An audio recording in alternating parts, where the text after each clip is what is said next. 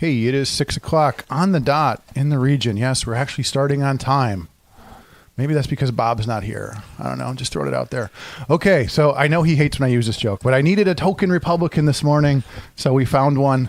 Mr. Randy Niemeyer is with us. It was odd because he reached out to me yesterday. He said, "Do you need a co-host tomorrow?" I said, "I don't know. Do I?" It's always odd when somebody volunteers to be my co-host, but I appreciate it because I enjoy doing radio with you. And I think you're one of those guys. I think you've caught the bug. I think you enjoy doing this. And again, as an elected official, I appreciate that you always say nothing's off the table. Let's talk about whatever. Yeah, Chuck, thanks for having me on as your co-host. I'm not near as exciting as Bob. I mean, this thing would have gotten off to a much better start if he was here, though, with just the energy in the room. But I'll do my best. Yeah, nothing's off the table.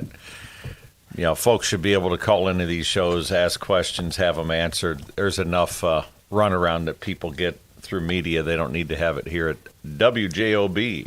We can make a claim that he's busy doing like Good Morning America or something this morning, but in reality, he's going to be on he's going to be on The View later today. Well, he has had quite a media tour with his NIPSCO interactions here lately. I was joking with him the other day. I was in my newsroom in Chicago, and all of a sudden I see Bob Starkey on like 3 different TVs. I go, man, what's going on here?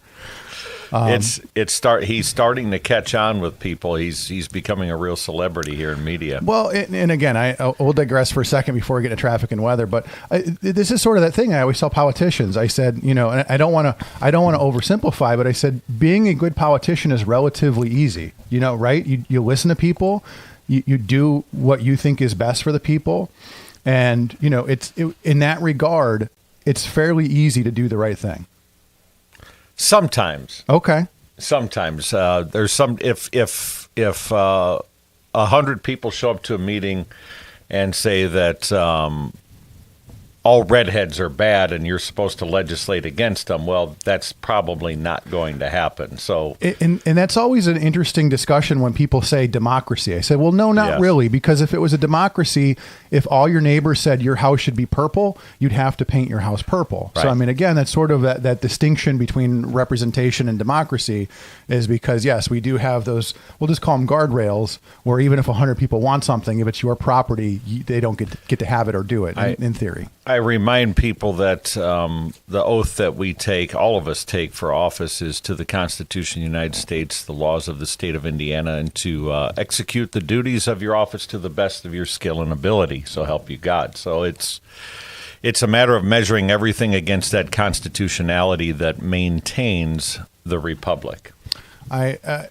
You've read it. You've read it clearly. Yes. And I contend that there are some people that have sworn that oath that haven't read it, and that becomes an interesting question. I take it quite serious. No, absolutely you do. So let's take a quick look at traffic and weather. Traffic here in the area looking fantastic. 80, 94, 65, Skyway, Toll Road, all moving along well. As far as on the other roadways, most of the traffic lights are working on the major roads, but if you see anything where you see backups, let us know about that. We've got sort of a cold front in store for us this week. Lynette, how's the weather?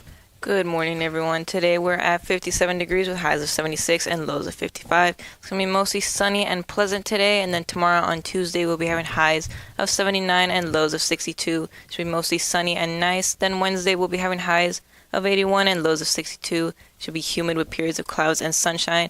Any thunderstorm around in the afternoon. Fantastic. Thank you so much. So obviously we're going to do a couple things today. We want to keep you in the loop about power outages, things like that, where we're at numbers wise. So we'll just hit that real quick. So as of this morning, we're actually down to about 10,000, about 11,000, 10,945. So even overnight, another 10,000 customers have been reconnected. So, I mean, we're getting there. And I know if you're one of those, 11,000 people, you're anxious, you're frustrated. We get that. Everybody is doing their best. We're going to talk about that quite a bit today. The other thing, so I wanted to hit some news, some sad news, and then we'll move forward just sort of talking about the storms, I've been really frustrated this week. A new sort of narrative has come out on social media about Gary, about the power outages. I mean, ridiculous people sharing ridiculous things. We'll get into that a little bit. But let's start here. So there was a sad story that came out of, now Randy's telling me it's sort of unincorporated, but they're calling it Hebron, but there was a a domestic situation at Karmic Sunshine, which is basically at 2 and I-65. There was a domestic situation in which a 56-year-old woman was shot. Her 62-year-old boyfriend later took his life. There was another 24-year-old, her daughter was present, and she was shot in the arm. So again, a sad situation, but it also, that's one of those things about domestic situations. It doesn't matter, how nice your community, anything like that, where it is, there are these domestic situations, and it's very unfortunate. But, at the end of the day, there was a lot of people on social media saying that there was a gunman on the loose and things like that. That was not the case.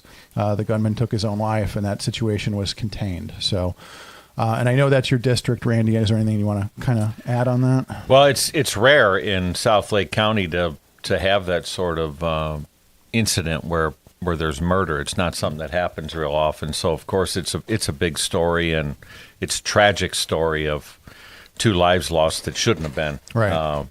And so now prayers and my thoughts go out to the families of the people who lost their lives in that terrible incident, but the innocent person that caught a bullet wound, just such an unnecessary thing, and I'm glad that it wasn't worse. It wasn't the hyperbole that was on social media, that it was over pretty quickly, but always tragic to hear of things like this, and law enforcement did a terrific job at getting to the area quickly and making sure there wasn't any other collateral damage of human life or injuries.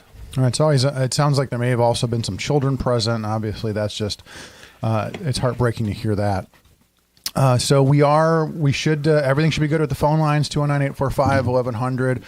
We're taking your calls. So like I said, my day today, I want to sort of balance 2 things. I want to talk about what the latest in, storm response, resources. I was out in Gary yesterday. Commissioner Allen was out there. There's lots of different people. Tony from the governor's office was out there. A lot of people are coming together, and that is, and I keep telling people, I said, that is the reality. I'm here. I'm seeing it firsthand. The reality is a lot of people are coming together and working through a tough situation and doing their best. But unfortunately, there's a narrative that has started to come out of social media. It started last week when there was the shooting of the NIPSCO truck, and it's sort of snowballed since then. There are high profile social media pages. There are high profile people, and I'm going to start calling them out. People like Bette Midler, Miss Rachel, George Lopez, Occupy Democrats.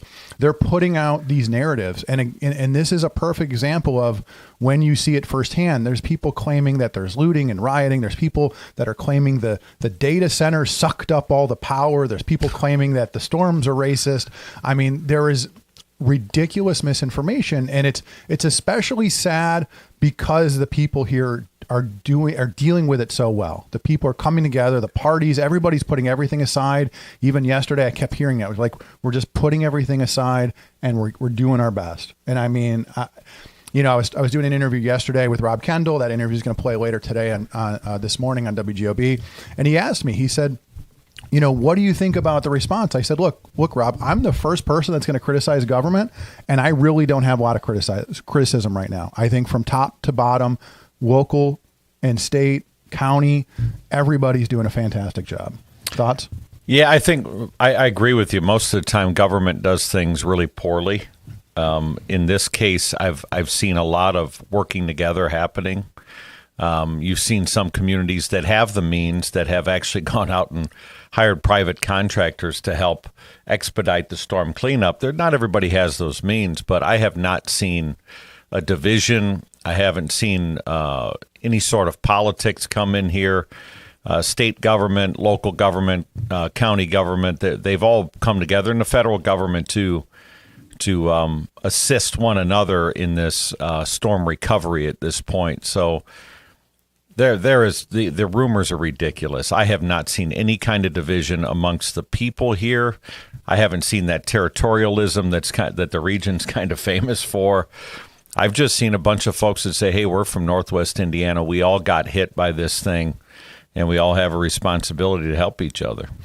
So even over the weekend, there were stories coming out that people that I've never heard of, well-known rappers, well-known social media personalities, bringing resources to Gary, volunteering. It was the World Central Kitchen was out in Lake Ridge yesterday that Paul Goddard helped sort of organize that event because, again, there are areas that are getting attention and there are areas that not. So like in this case, they were talking about this is unincorporated, in the Lake Ridge area. They have an especially unique problem because when you're unincorporated, you're on a well. So these people on top of everything else don't have running water. So we had, literally truckloads of water were being delivered to the Lake Ridge fire station yesterday. And I know a lot of the attention has been sort of on the North and Central County, but I know, your area dealt with a little bit of this. You weren't hit as hard as like a Munster, Hammond, St. John, but your district was also hit hard. So kind of what did you see? What's going on there? Yeah, we've had some property damage in South Lake County, trees, some structures. Obviously, it was a pretty impactful storm in its size. It was essentially a Category 2 hurricane that came through and lasted for 20 minutes with straight line winds. The county highway department has been out picking up branches and clearing roads, and I think most of their focus has been on the unincorporated areas up north so NIPSCO could access those areas they need to access to restore power. So some residents in the south are getting a little frustrated with the branch cleanup and things like that, but I've been in communication with the folks at the highway department, and they are working at it. I'm sending them more addresses every day, so folks, be patient. Everybody's working together to try and get through this. The first priority was try and get those people that are still without power access to power. So Paul Goddard put something out yesterday that was really interesting. So originally we were reporting winds in the neighborhood of 100 miles an hour. Now the National Weather Service has released updated damage surveys saying that winds likely reached up to 110 miles an hour across Northern Lake and Porter counties. The straight line winds primarily followed 8094, which is why we saw a lot of that. So I lived in Munster right off of 8094, and obviously that area in Munster going down like Ridge Road, that corridor has been hit several times in the past, and this seems like that was sort of the worst of it. They measured 99 mile an hour wind gusts at Gary Airport. So again, a lot of that, the worst of it was basically down 8094. And when you see that on the Munster side, when you see that again, like Lake Ridge, the unincorporated is on the other side of 8094. So it makes a lot of sense. So again, the devastation is just on a level we've never seen. And you try to explain it to somebody. I use the example. I said, even during the '08 floods, it was localized to an area so that, we still had outside resources that can help. And that's one of the things about mutual aid is it works great when you're trying to help one area, but when everybody's hit at the same time. I said, Indiana was basically hit by a hurricane, and we have to think of it in those terms. And then this idea of, at a certain point, all of your local aid, all of your local resources are tied up. Takes time to bring in outside resources, which I think the governor did a great job mobilizing. NIPSCO mobilized people from all over the country, linemen, tree trimmers, people like that. But it just takes time. And that's the thing that people need to understand. Yeah, I think the governor, responding really quickly with the National Guard to be boots on the ground. They've got tremendous amounts of equipment. That showed right away that this was significant, not only in its damage, but in its response. There was a commitment to it from the start. I was on the phone with the governor's rep, Tony Ferraro, the day it happened, and that coordination had already started. So there was nobody taking it unserious at all. I was in a county council meeting when that thing came through, and like a good Midwesterner, I stood there at the window and watched it. You didn't get your lawn chair and go sit outside? Well, sitting outside would have been ill-advised because when you see the trees sideways, that's not really a great place to be. But no, it was an unbelievable storm. I haven't seen anything like that since I was a kid when it comes to straight line winds like that. Right. Well, let's take some calls. I know we got some people waiting, so let's take some calls. Good morning, caller. You're on the air. Hey, what's up, Chuck? What's up, Randy? Hey, how you doing? Good. Hey, Chuck, so I'm not sure I get this. You're saying there I'm is shocked. looting, or Hollywood stars are saying there's looting? No. So here, let me run through. Or they're because they're calling the storms racist, or who are they directing their attention at? Because the only thing I've heard is that so many people have had contact with some of these out of town utility people who say they've been through damage way worse than this. They just have no clue on what NIPSCO is doing regarding the response to this. They think it's terrible. I personally don't have enough experience to know, is it that bad? Is it just because there's so many poles down in like Highland and Munster where they still don't have power? And there's neighborhoods like a couple of neighborhoods in Highland and Griffith and Munster who don't even have utility wires at all, and they're not getting hooked up. And they should be the easiest ones to replace. So let me. Regarding looting, Yeah, go ahead. are you referring to Gary only, or because I'm not sure I get what you're saying. Okay, let me explain. So again, this and thanks idea. for being in there, by the way. Well, so here's what, again, this idea that this is what social media is putting out, and we have to look at it and say that is ridiculous. I've got people that have been reaching out to me from across the country saying, is this really happening? I say, no, it's absolute bull. None of that's happening. I'm literally, yesterday people were asking me that. I said, I'm literally here in Gary right now. None of that's happening. The people are coming together. Yeah, they're frustrated. Yeah, they want their power back. But look, the amount of resources, the amount of people that have come here is it's just overwhelming. But I'm going to read a couple of these things.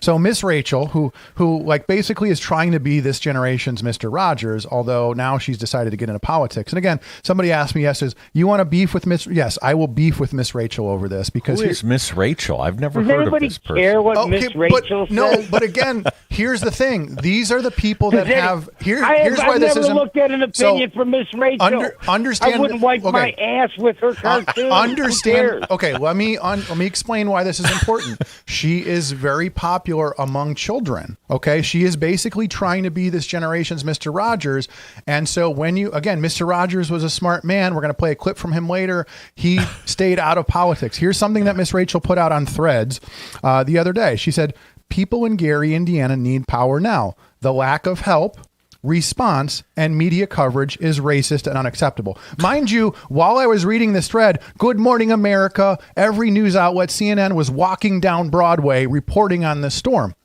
So that's the kind of stuff. So let me tell you here, again, another example. Here's the only reason they're there in the first place is because the people of Gary shot at an NIPSCO truck. Okay, listen. Let me get to another one. This is Bette Midler. Bette Midler put this out. Gary, Indiana has been without power for 2 weeks.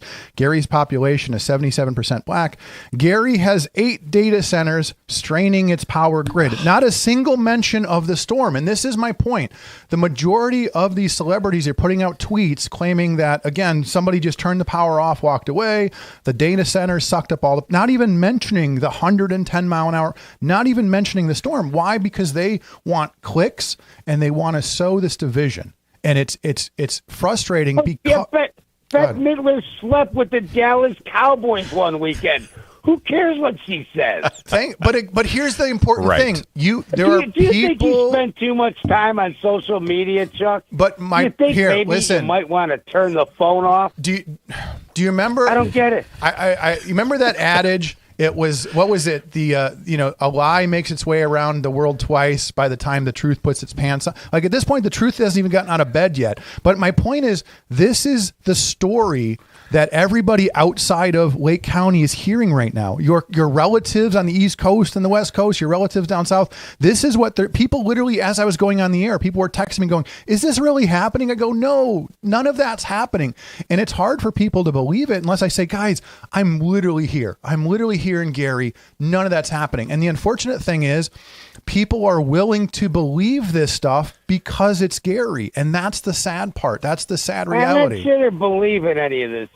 I'm sure they believe in Miss Rachel and some whore from Hollywood Okay, be on their opinion. Nobody even knows Gary, Indiana. But again, they never heard of the region. See, again, you're older. They don't care. We don't have power. You were older. You came from a generation where people watch the evening news. There are many people. Most young people are getting their news from TikTok. Understand that.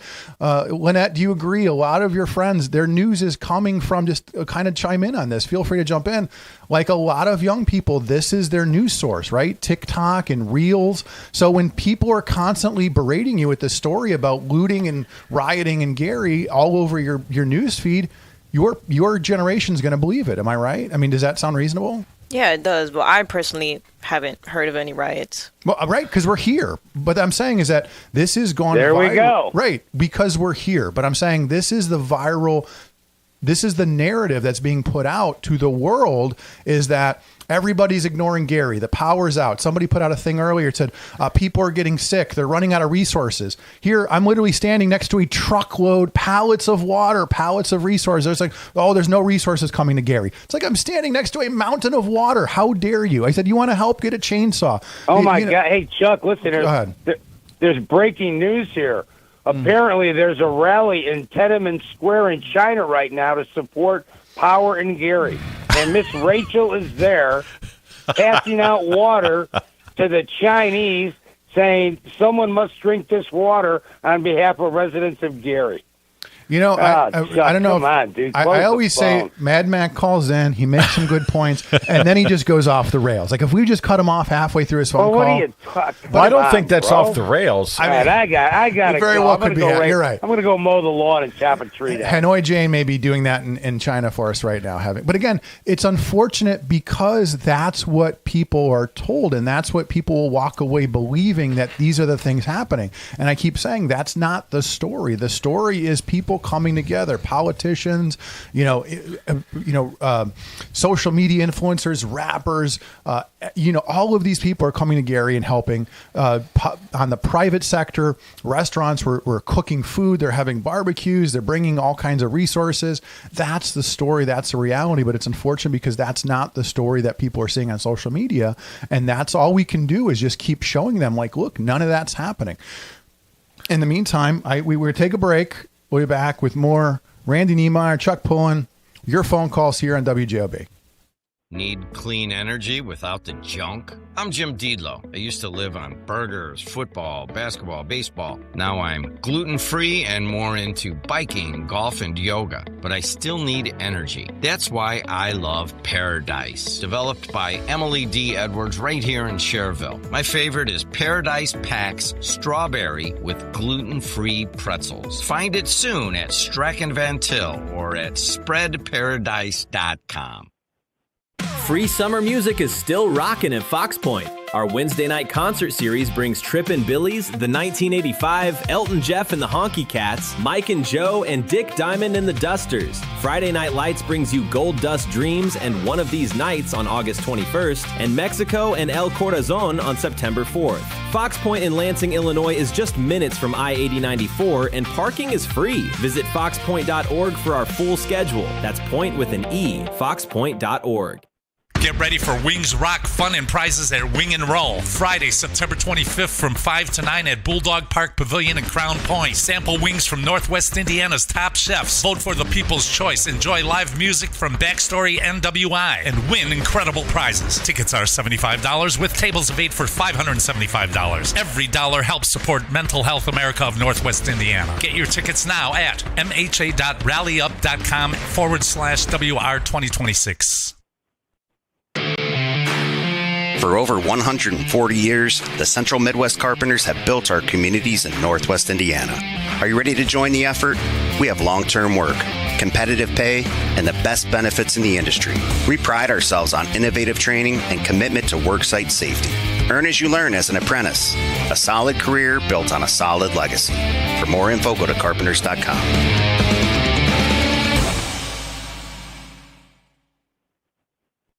IBEW Local 697 electrical contractors bring the highest standard of electrical work to Lake County homes, schools, and businesses.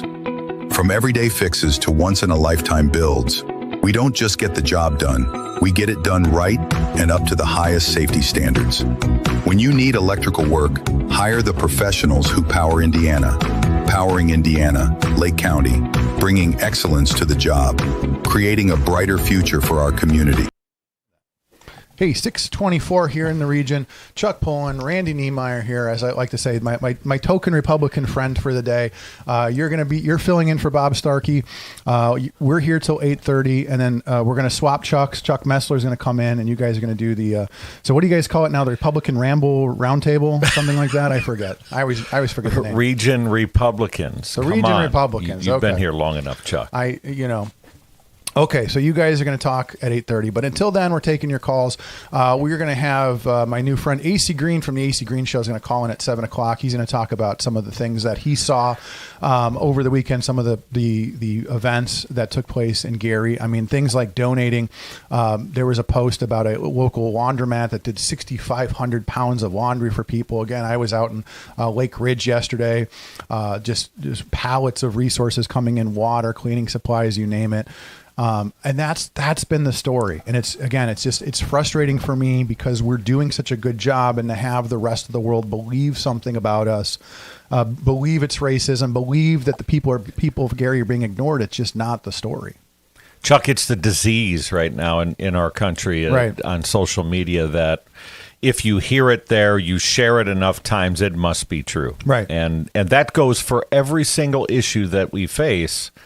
That same thing happens. I mean, just the comment you made that 8 data centers in Gary, where the hell are they? I've never seen them. I think that I've been asking people because I think that doesn't exist. There may be one, but it still may be in the. I don't even know that it's unincorporated. Like, I don't even think Gary has officially one data center. If I'm wrong, please correct me. But that's the story that Occupy Democrats, Bette Midler, all these people. I mean, again, they have millions of followers. You may say, who cares?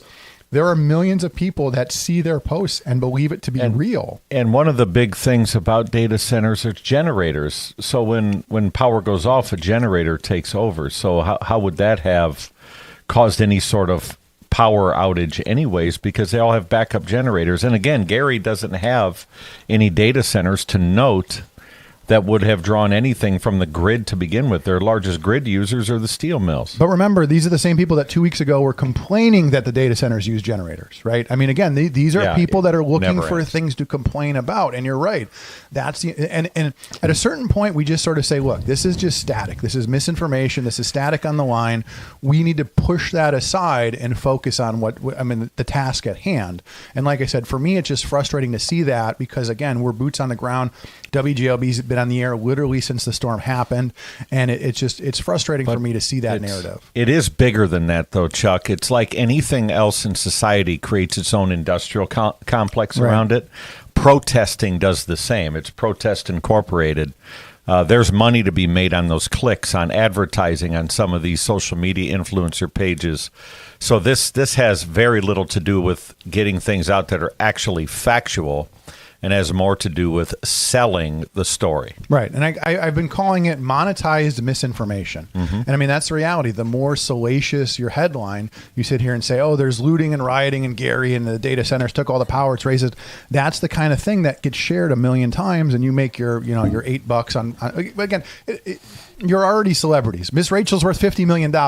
Why does she need to put out these baseless posts for more clicks? I don't understand what they gain from it. But again, I'm somebody who my entire life has been focused on good journalism. Here's what I saw. Here's what happened.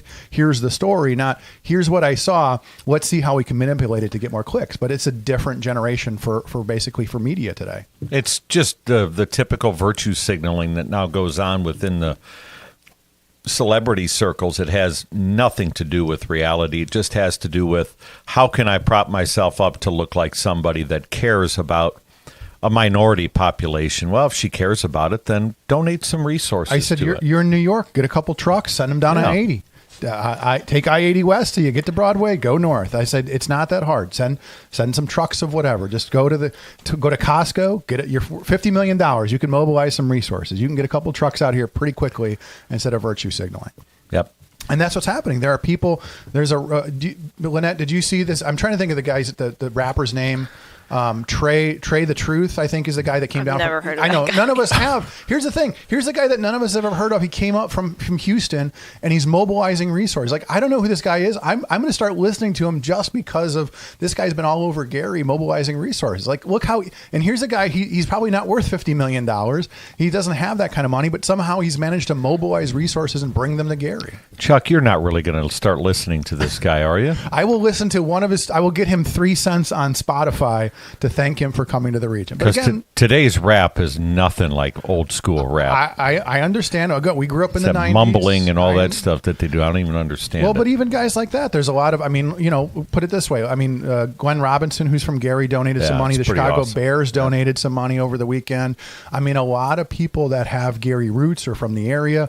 And I'm trying to think. There was an old school Chicago rap group. I want to say it was Twista or somebody like that came to Gary, donated money. Again, it's like people that have been here and get it. They're like, oh, man, Gary could use our help, and I'm going to help them instead of just talking about them, right? Yeah.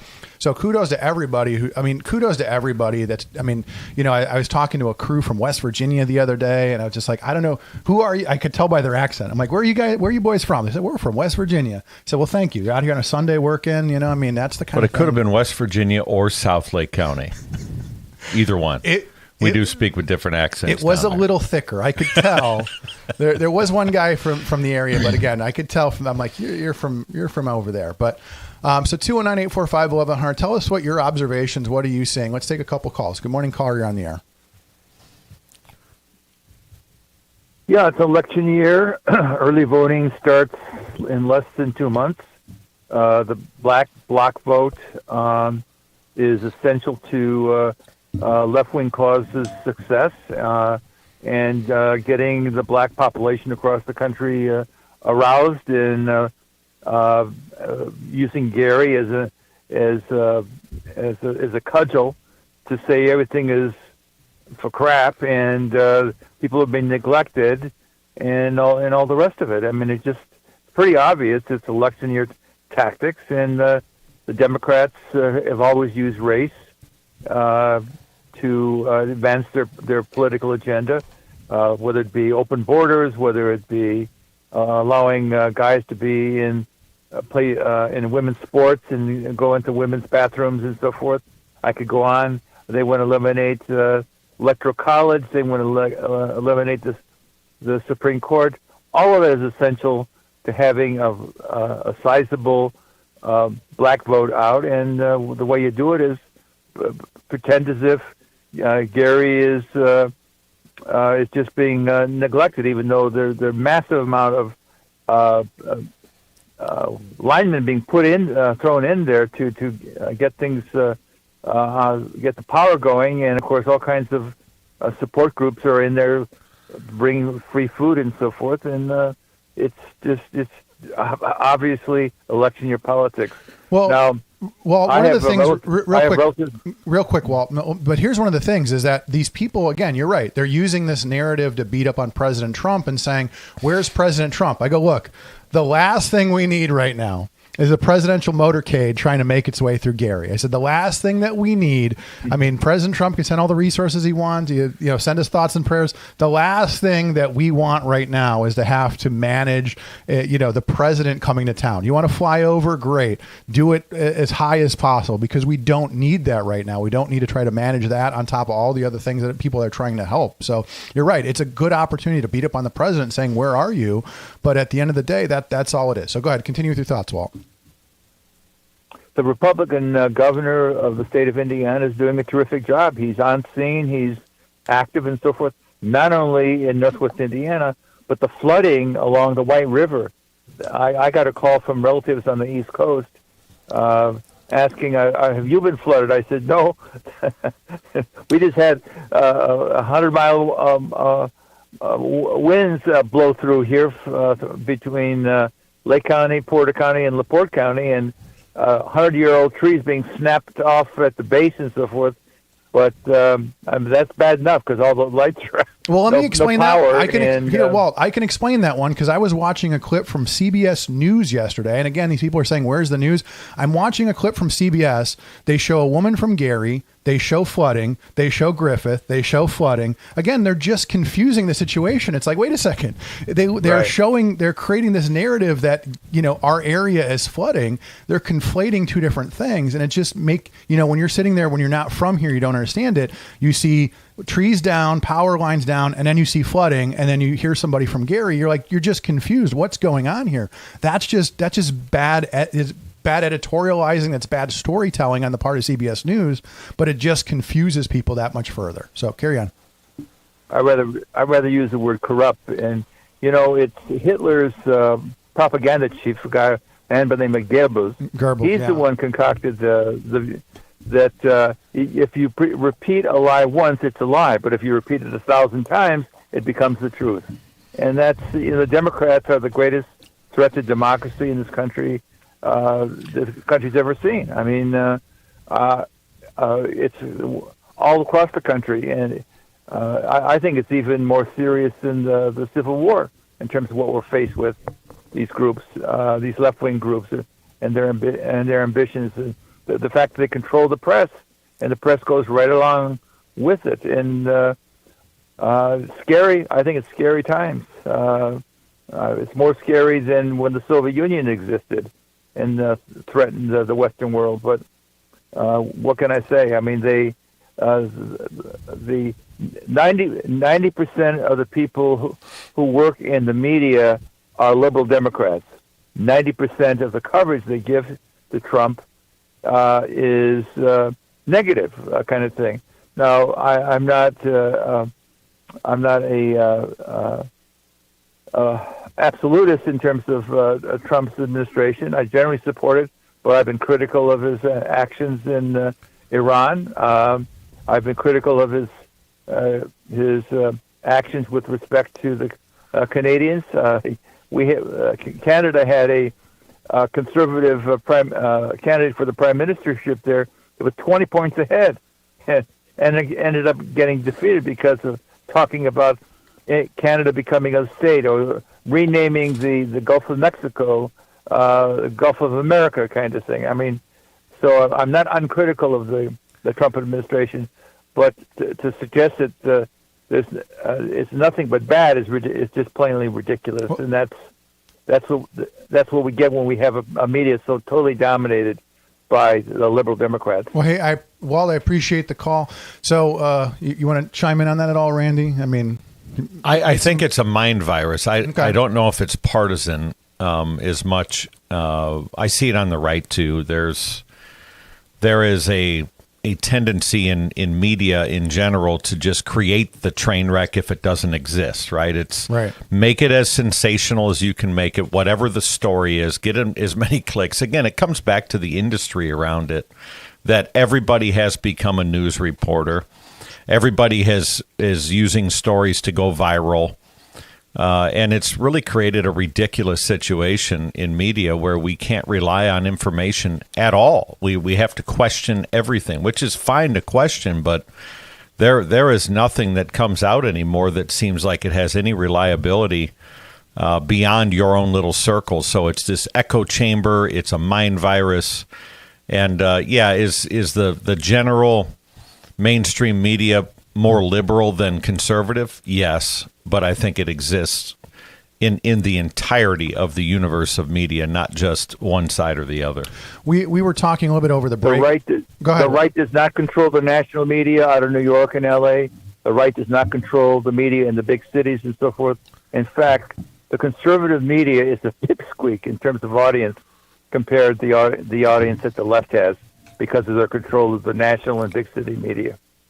Hey, appreciate the call, Walt. We got to move on, and we're going to go to a break here in a minute. But I wanted to talk real quick because we talked about this earlier, this idea of resources. Now, obviously, there's a lot of people beating up on the president and saying, "Well, send us guardsmen, send us resources." And one of the other things that, with wisdom, with experience, you start to realize sometimes more bodies isn't always better. And one of the things that, again, I've never managed a project to this scale, but one of the things that you learn is that, you have resources, and then maybe a project's not going as quickly as you want. Maybe, somebody says, how are you doing? Do you need more resources? And there's sort of this, we'll just sort of like a curve on a graph where I say, look, I've got 10 guys and it's going to take this long.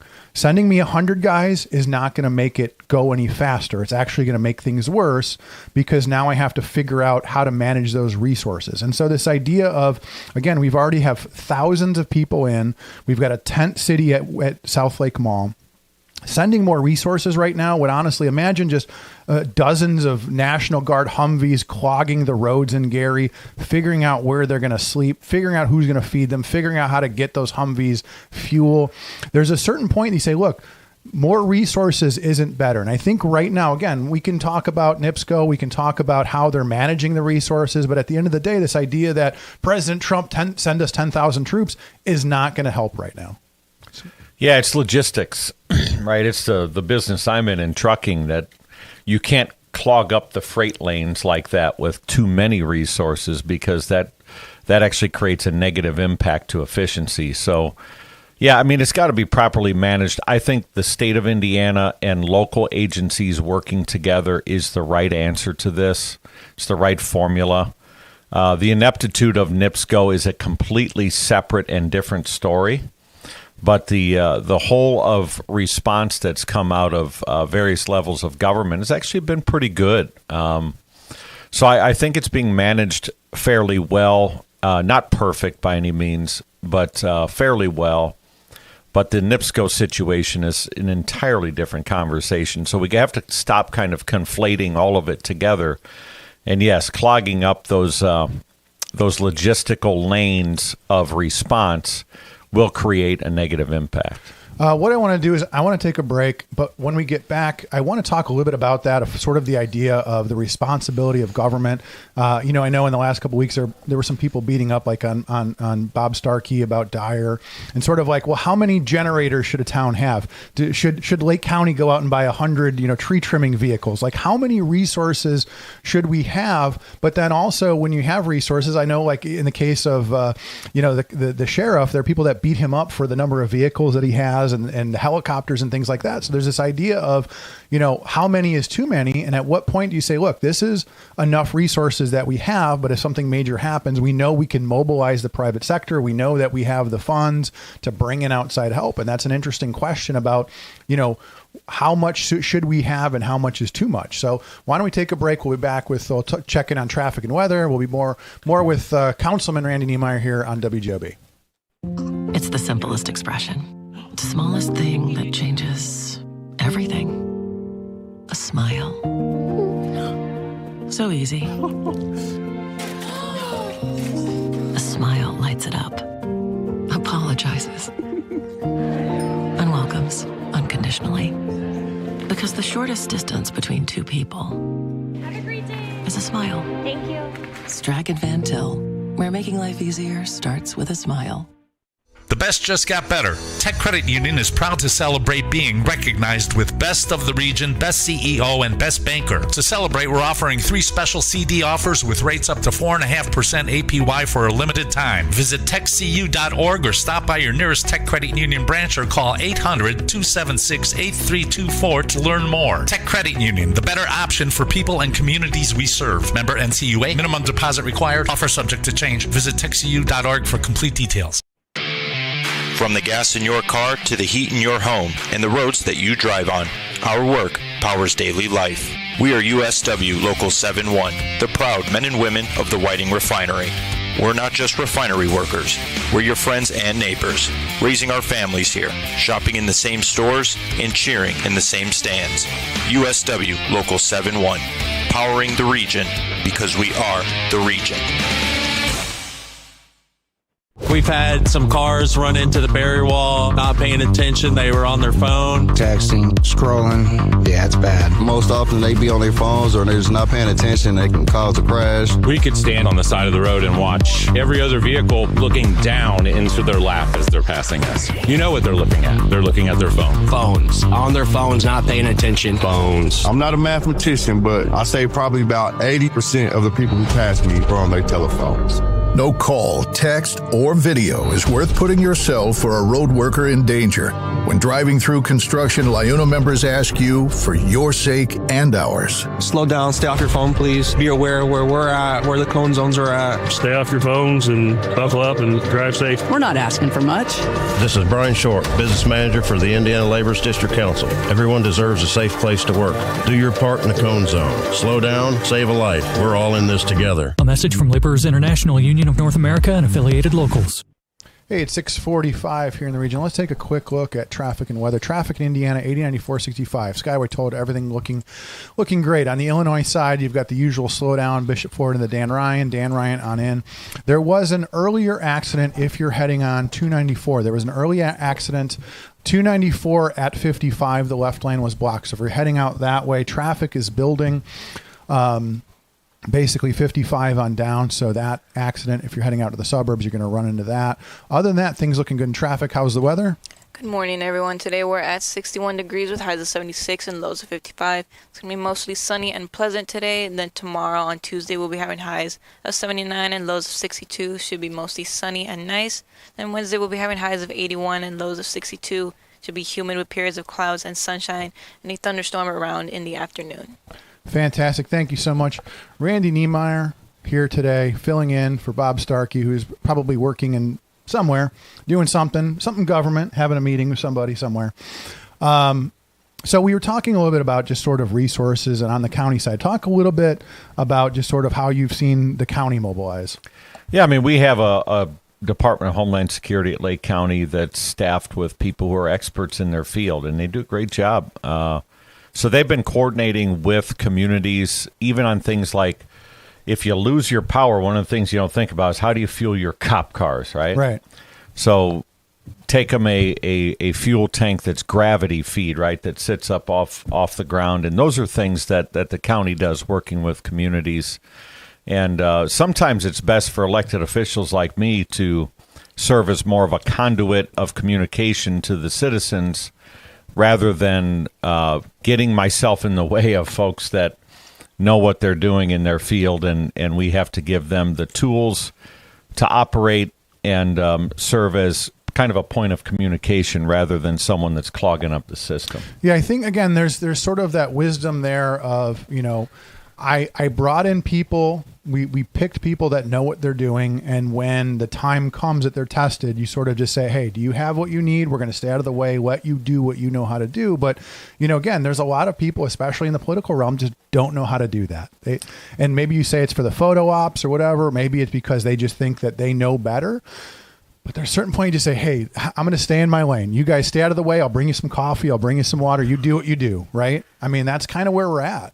Yeah, if somebody said, hey, Niemeyer, can you jump in a dump truck or something? Yeah, I know how to drive a truck. I've been doing it for over 30 years. But to try and insert myself in a position of someone that might have 30 years of experience in emergency response, that's not my lane. Right. And I've got to stay in my lane. It's going to use a joke. Hey, Niemeyer, bring us some milk. We need a truckload of milk for our linemen. I can do that. You can do that. Yep. You can mobilize. But again, that's the, I mean, even I use the example of, is it the place of Lake County to have thousands of generators on standby? No. But what we saw is in the private sector, for instance, within days, Home Depot, places like that, Costco, had aisles and aisles of generators. And at a certain point, you say, look, this is where, the private sector can manage this. They can manage. Yep. Home Depot has the logistics to bring in truckloads of whatever it is. If it's snow blowers, it's not our place to deal with that, right? I mean, again, that's sort of the question, like, should Lake County go out and buy 100 tree trimming trucks or wood chipping truck? You know what I mean? Like, that's not your place because the private sector can do that and you can rely on them. It's like, again, having those relationships in place. But I think there's a discussion that we can have about sort of the communication, the mobilization efforts. Obviously, anytime you have an action event like this, you can go back and hopefully the county, hopefully everybody will do that.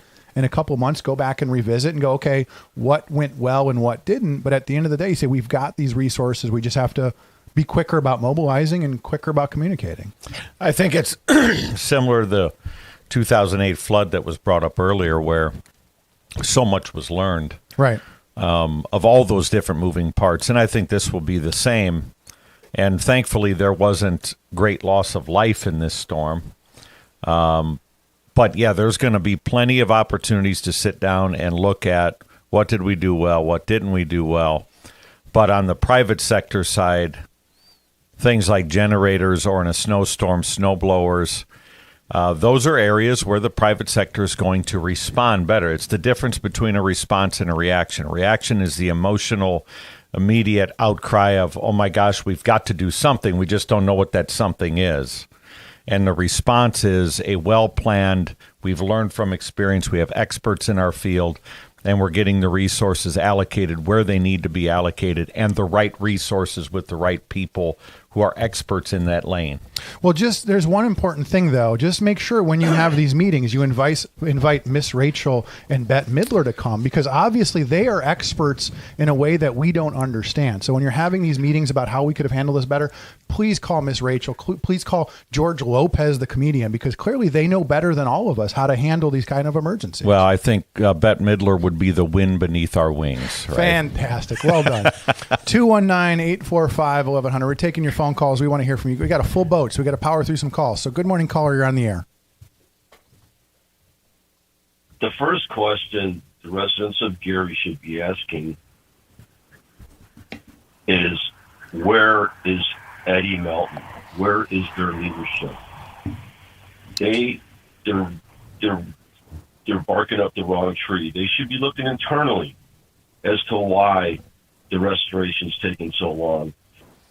After they shot at that crew during the power restoration, I know I worked on the south side of Chicago as a lineman for a long time, and there's certain areas of the city that they go out every day with security.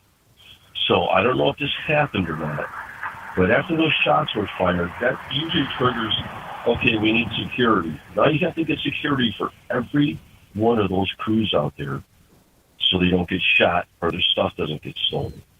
So that's a side of it that people don't see. Now, Eddie Melton should have got on the horn as soon as that shooting took place and denounced it, and he should have asked the residents of Gary to refrain from shooting at utility crews. Well, okay, so can I real quick though? Can I let me jump to his defense for a minute, real quick though, because he actually did do that. And again, we can. I mean, I want to have dialogue, but I will tell you, within hours, by the next morning, he did put out a statement. Please don't shoot at the linemen. It's unfortunate that he had to put that statement out, but he did. He did a Facebook Live. He did a video, and he said, please. I mean, again, but here's the other part of this is that you have, I mean, how many people are, is it 60-some thousand, 70,000 in Gary? One guy, there was one knucklehead that did this, and it's unfortunate because now with everything going on, we've branded an entire community as people that are willing to shoot at linemen, and one guy did that. Let's remember that. That wasn't 100 people, going after. It was one guy, and that's the unfortunate thing. That, and again, Mayor Melton was all weekend. He was at these events. He was mobilized. So you're right. Ask the questions. Where's he at? I've seen him out there. I'm just going to tell you from my perspective. Mayor Melton has been on top of this. He's been doing interviews, explaining what's going on. Because again, going back to staying in your lane. His place is people call him and say, Mayor Melton, what's going on? And he's doing these interviews. AC Green's going to call us. He did an interview with him on Friday. National media is talking to him. He's doing his part, which is I'm going to tell you what is going on, but I'm also going to stay in my lane and stay out of the way. So again, and he's uniquely qualified. He's a guy that he's been in the Senate. He's been in politics. So in that regard, I think he is well positioned to help. And so, yeah, have that conversation. But I'm telling you, I've seen him out there. I see him out there in front of this. He's not, on vacation somewhere in the middle of this storm. So I'm going to say he's doing what he can as well, just to defend him a little bit. Go ahead, carry on. Well, it's easy to say, it's easy to drive around and say I'm on top of it. But underlying the preparation for events like this, where was it? But anyway, as far as the restoration goes, I mean, you may have a block in the city of Gary with 2 customers on it, right? And single customers get taken care of last. So let's say if you pull up to this block and you got 2 houses on this block, and you're winding down to the end of the storm, so the ticket you get says it's a single customer out. Well, you get out there, and to feed that one house, you got to set 4 poles. Right. Now, yeah, the restoration is going to take longer to get those customers on. It's all common sense stuff. Gary's not being neglected like they say it's being neglected. It's prioritized. There's not a lot of businesses. There's not a lot of critical care places in Gary. And then, yeah, you're going to go last on the list. It's just like Randy Niemeyer's area down there. If you got a single customer out down there and it's some farmer, and to get that farmer power, you've got to set 6 poles to get that farmer. Yeah, that guy's going to be out for a long time, and that happens to everybody. So my next question is, how are we going to get Randy Niemeyer elected? Well, he's currently elected. I know, but how are we going to get him to take over Frank Levan's spot? How about let's do this. Let's put a pin in that. Let's save that for the 7 o'clock hour. Let's hit that in a little bit, because we can have that conversation a little bit. Randy came in. We could talk a little bit about him. I mean, again, I want to make sure that we're covering all of the details right now. No, I agree. We can hit that in a little bit. I promise. So you stick around and listen. We'll talk about that in the next hour. Appreciate the call. He brings up an interesting point. I've talked about this a little bit because Gary has a unique challenge. And I always say government knows how to grow.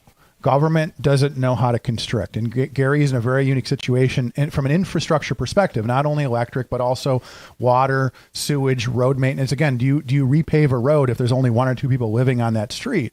So Gary is a very interesting sort of case study in how to deal with a city that's shrinking and how you manage resources. So thoughts on that? Yeah. So like with trees, for example, I know the Allen Law Group has filed that class action lawsuit against NIPSCO for vegetation management. And you look at a city like Gary that has a lot of old growth trees, some of them on a lot of vacant lots, right, that then fall into power lines, and yet they're not within the vegetative management area of a NIPSCO contractor because they're not overhanging the power lines, but they're close enough to them that they fall on them. Well, and that's right. Let's address that for a second, because again, same idea. If I have a house, I have a tree, I maintain my trees, but you have an area like that. But again, that's one of the things about, you think of the difference between a neighborhood in Gary and a neighborhood in, like St. John, for instance. I have a big yard. Yeah. I don't have exposed power lines, but you're right. You have homes that have been abandoned for many years. The trees are growing out of control. And when that 100-year-old tree falls, it's going to hit a lot of things, whether it's a house, a garage. But again, no matter where it falls, in a very tight community like Gary, in a very tight space, it's going to do a lot of damage. And that's the thing that you made a valid point that we haven't really talked about, is we have all of these properties that have sort of unmanaged growth. And when those big trees fall, they're going to do damage. So again, that's a very interesting point. Yeah, it's not unique to Gary. It's a lot of the older communities. If you're in an older subdivision like the one I live in Cedar Lake, we had quite a few trees down. I had some branch damage in my yard. I was at a neighbor's house with my chainsaw cutting up trees, and I enjoy doing that stuff. Actually, I kind of enjoy the outside work and helping neighbors. But I got my power a day later than some of the newer subdivisions because they didn't have to clear as much. Right.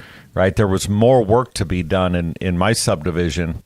And what I saw even in Cedar Lake was neighbors there bringing food to the linemen that were doing the work. Oh, yeah. And yeah, absolutely. There was a lot of support. So for a couple of knuckleheads in Gary to cause a national media outcry and for celebrities to say that the response is racist, I'm tired of hearing that crap, because while we can criticize NIPSCO leadership and management and planning, the people that were on the ground working, they're from all different walks of life, all different parts of the country, every skin color. Nobody cared about who it was they were helping. They had a job to do, and they were doing their best to get to that job amongst a massive amount of debris. Absolutely. Let's take another call, and then we're going to take a break here. Good morning, caller. You're on the air.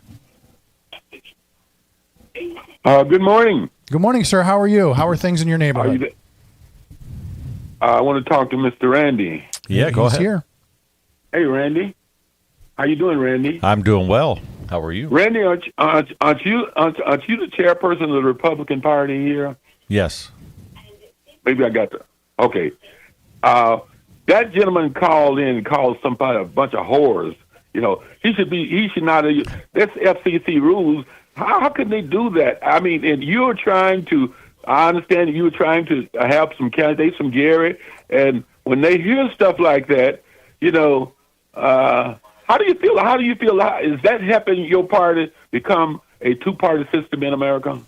Just ask him that question. You don't have to be fearful of him because he's nobody. He's nobody. We hear him all the time. He was looked upon as a person who with WGOB and another had a show once there. So I'm just simply saying that how, as me as an African American, love my community, love the county, I love America. But when we have people like that, it's hard for me because I have some of the candidates and I know some of the candidates you got running here. And they say, man, I don't know what's wrong with those people out there. I said, well, your party chairman need to come up and condemn that. This is not us. Why I always find you need to condemn when the. Go ahead. Okay. Let me finish, Randy. And then, Randy. Also, I want to say, Randy, how do you, when you have the president of the United States who has an investment in Nippon Steel, you might not know that, but I know that. He came here to make money, but he can't come here right now. He came there when he had that casino. He's been a crook from day one. But I'm saying that how you gonna tell people we got to go with Republicans? So real quick, they're doing. What happened with the? Okay, real quick. Okay, real go ahead. Quick. And lastly, go ahead. I believe your brother was one of those people who were put out of office because they didn't want to do his bidding. I'm going to hang up, and I want you to respond to that, please. So real quick, before he does that, the word that was used is not one of the famous 7 words, but the FCC. But again, one of the things I will get in trouble is it is 7:01 in the region. You're listening to AM 1230, 104.7 FM in beautiful Hammond, Indiana. Welcome to WGOB, Randy. So you got your first tough question of the morning. So go ahead. Thoughts? It's really not that tough of a question. It's something that I hear often. And there are people on the left side of the aisle that there are extremes, and there are people that say things. A party chairman can't control what a caller says on a radio show. So I don't know this person's party affiliation that called in and called Bette Midler a name. It has no reflection on a party organization. A political party organization is an organization that's developed to win elections and cultivate candidates, train precinct committee people. It has nothing to do with monitoring people's use of freedom of speech, no matter how good or bad it might be. The same exists on the left, too. You can't necessarily condemn party leaders for someone that might affiliate themselves with a party that speaks in the way that they speak, sometimes using their free speech poorly. So I don't understand that standard. And no, it wasn't my brother that was defeated. It was my dad's cousin, Rick, who was defeated in a primary.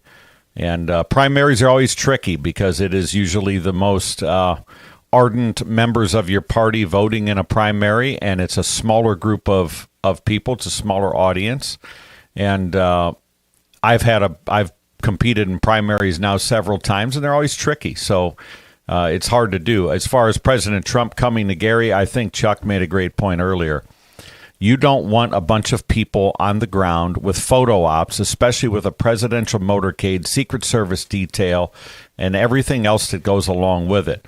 When President Trump showed up for a casino, he was an owner of that casino. It was a business ribbon cutting. In this case, I would think it's better to not have a bunch of federal officials on the ground.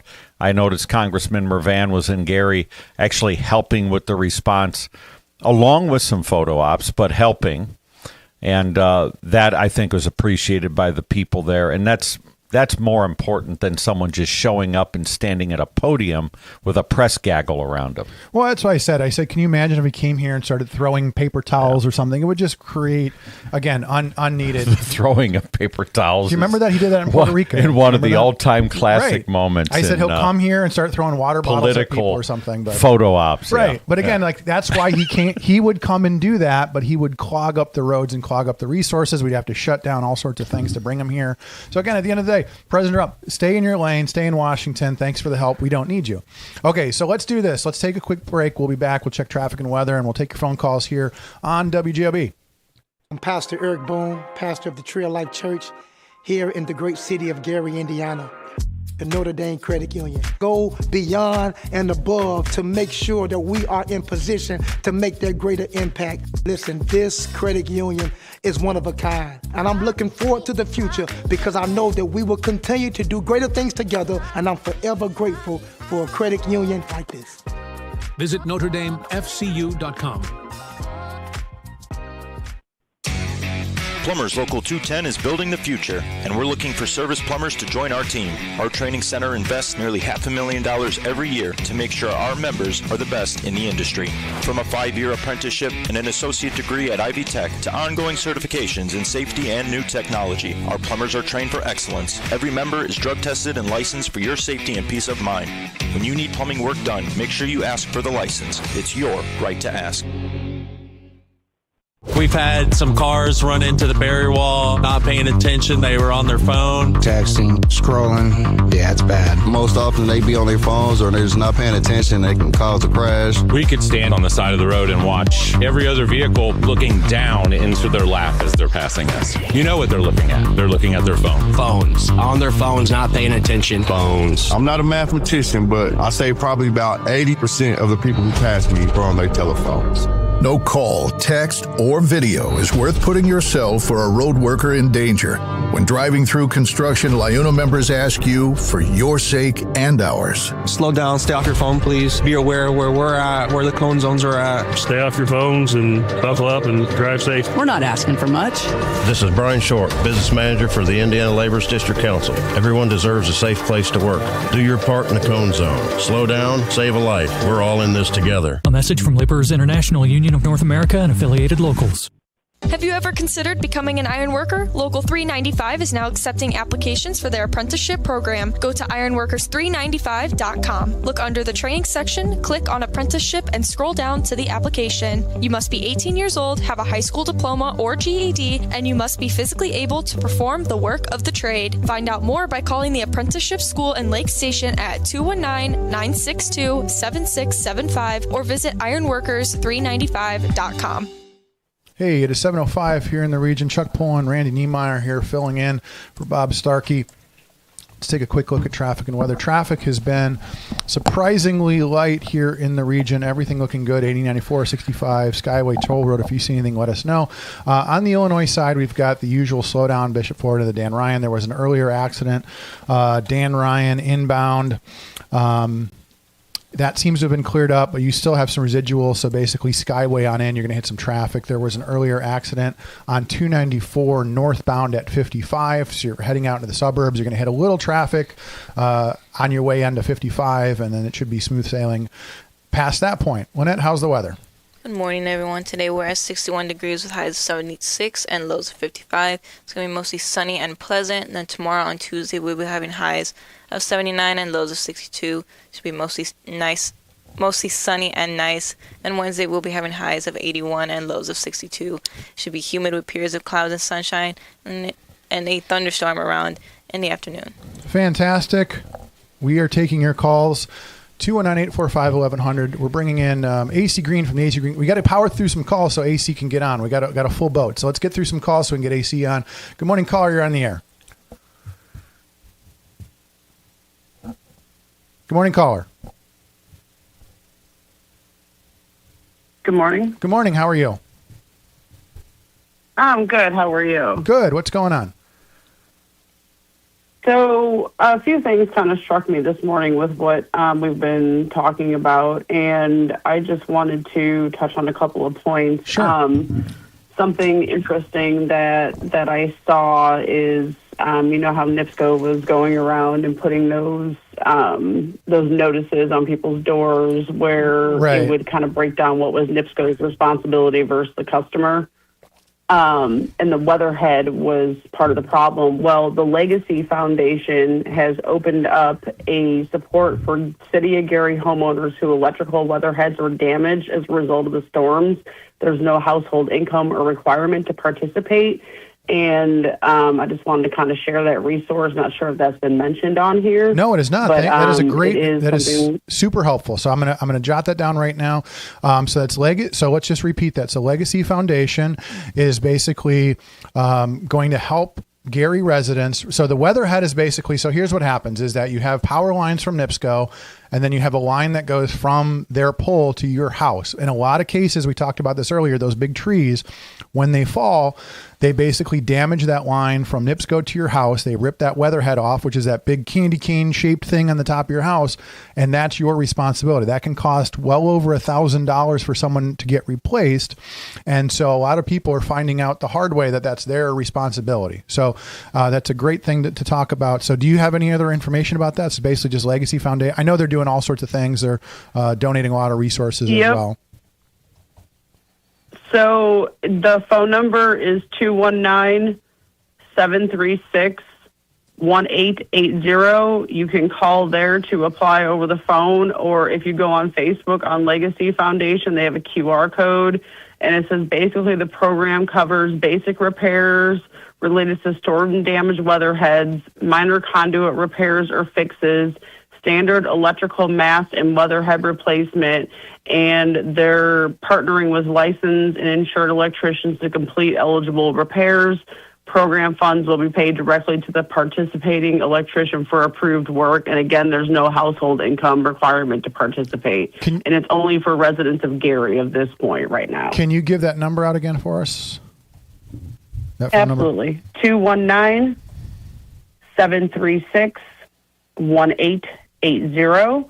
And again, that's through the Legacy Foundation. And it looks like the Corvette Club is the ones that are helping to support this initiative.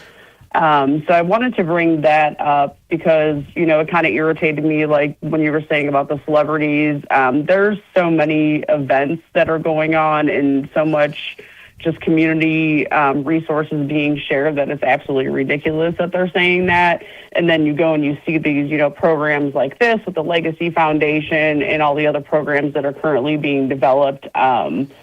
The last thing that I wanted to share was I actually work for a Hydrant Pet Center and volunteer for Dogs for You. And I wanted to bring a reminder to how bad the shelters and rescues for the dogs and the cats were all hit. They had so many animals displaced. They are seriously in chaos mode. So we are taking collections at Hydrant Pet Center for Humane Indiana. If anyone wants to drop anything off, they're more than welcome. We're located at 8630 Kennedy Avenue in Highland, Indiana. Fantastic. Thank you so much. Yeah, you're right. I mean, again, this is an interesting thing. Even over the weekend, Paul Goddard calls me. He says, hey, Tide is donating soaps. That's great. We have a truckload. Where do we put it? Again, there's a lot of things that we don't think about. There's these logistical issues. I mean, again, it's great to send resources. We love it. But again, at the end of the day, there's logistics. How do we hand those out? How do we let people know this is happening? Exactly. So again, I mean, it's great to do it, but also you just have to understand that there are logistics that people need to work through about, hey, where do we unload pallets of Tide? How do we let people? So again, it's great. It is so great that we're getting the resources, but also it takes time and logistics to figure out how to distribute that. And I think people are doing their best with the situation. So, hey, but thank you so much. That weatherhead thing is great. That's a huge issue that I've heard a lot of people talking about. So thanks to Legacy for stepping up on that. So that was great. So thank you so much for the call. Let's take another call. Good morning, caller. You're on the air. Good morning, Chuck and Randy. Good morning. How are you, sir? First thing, you said private sectors are doing so good, helping out so much. Okay, 2 months ago, a generator at $399. Okay, as soon as this storm hit, that same generator from Home Depot went to $899. Why was such there an increase in the price of that generator?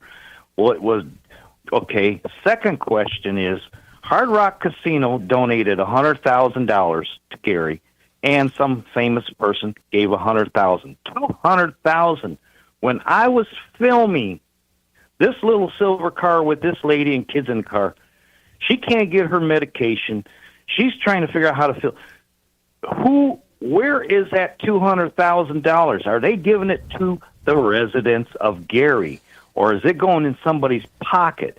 Is Melton going to have a set-up area to where the residents of Gary can come? They'll write them a check to get their gas cans filled up, to run their generator, to get food, to get their prescriptions. Where is that $200,000 that was given to Gary?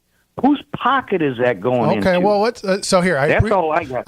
Okay. Appreciate it. Appreciate the call. We're going to get through some more of the calls. So again, same idea. Okay, so I'm the mayor of a city.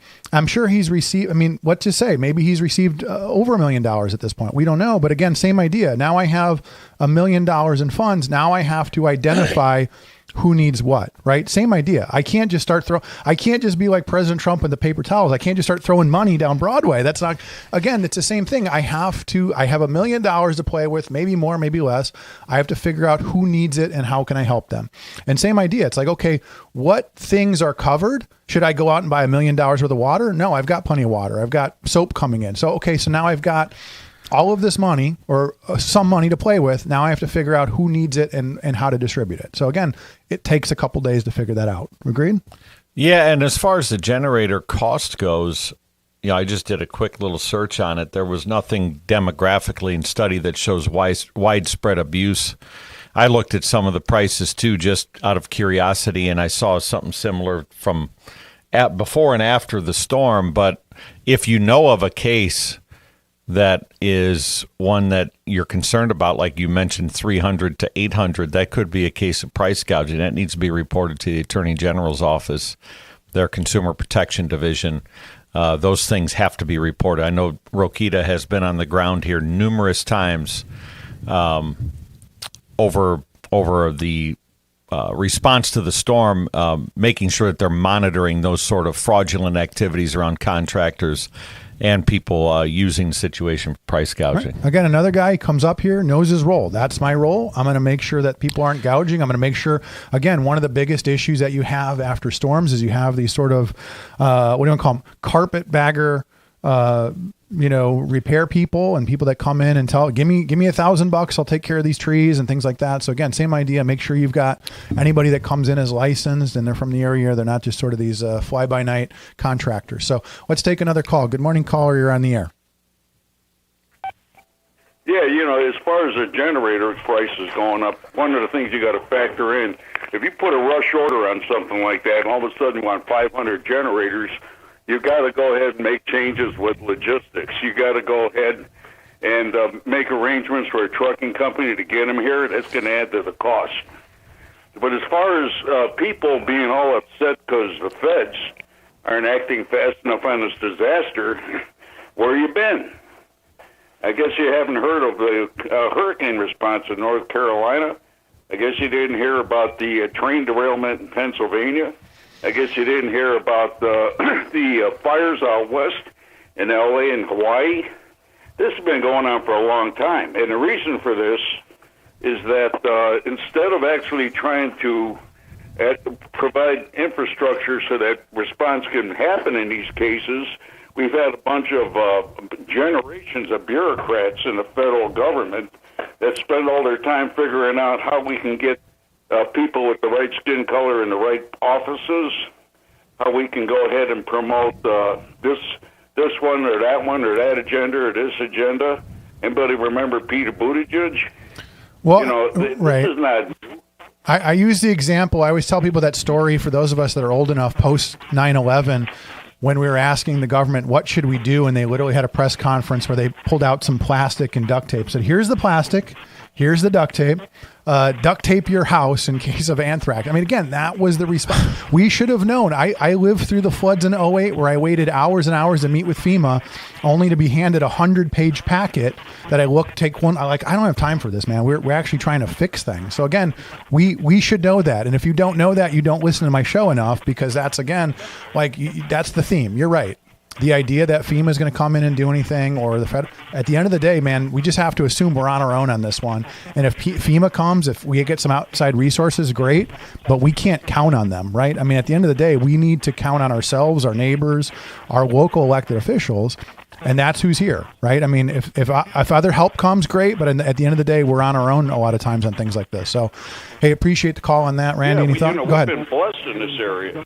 When you look at it, we've been blessed in this area. We haven't had these kind of things. We're not down in the southeast with the hurricanes or out west with the fires and all that kind of thing. We've really been really lucky in this area. Now, why is it that, like you said, the role of government and all this? Okay, great, the role of government. Why is it that instead of going with windmills, solar panels, shutting down coal-fired power plants, the federal government went ahead and worked with utilities like NIPSCO to actually use their budgets to improve the grid, maybe to move some of these lines underground, that kind of thing, instead of building windmills all over the place that a tornado will make mincemeat out of. How about something like that? Totally agree. I mean, totally agree with you, right? Especially people are saying this is the new tornado alley. Well, somebody better start burying some utilities. Otherwise, we're going to deal with this, every summer. So, hey, appreciate the call. Yeah, Go ahead. And to be finger pointing right now, I mean, it's like, People are human. It is what it is. The federal government, FEMA, and all that stuff is nothing but it's a logo. And God, if you're depending on them for help, God help you. Is it a good time to mention depend on yourselves? Right? Maybe it's a good time to mention Ronald Reagan. We're from the government and we're here to help. I mean, he said that almost maybe 40 years ago. I don't even know at this point. Over 40 years. Over ago, 40 years ago. So, any thoughts on that? Yeah, I mean, when you have if you're relying on the federal government for a local response, you've got a big problem. The federal government is just mired in bureaucracy and agencies. They've proven it time and time again. They're not good at any of this stuff when it comes to storm response, recovery. State and local governments, along with partnerships within the private sector, have done a great job at it. And it's not perfect, right? There's still folks without power, but for the most part, for an unprecedented weather event, one that nobody was really prepared for, something this widespread, that I think for the most part, I've got to tip my cap to people working together, communities pulling together, and the federal government doesn't need to be sending its agents for press conferences and photo ops. We need people that are actually working. Absolutely. Stay in your lane. Stay in Washington. Let's take a break. We'll be back with more after this. Tech Credit Union supports the essential role of union labor in building strong communities. That's why we offer hassle-free banking, financial empowerment, and a commitment to your success. Save for the future, handle life's challenges, and trust a partner that stands by hardworking union members. Tech Credit Union, the better option for you and your money. Visit techcu.org or call 800-276-8324. Tech Credit Union, supporting union families every step of the way.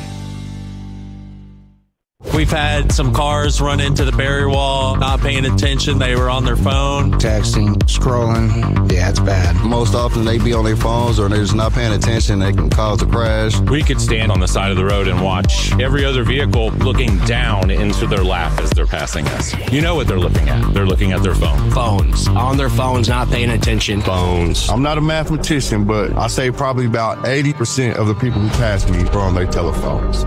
No call, text, or video is worth putting yourself or a road worker in danger.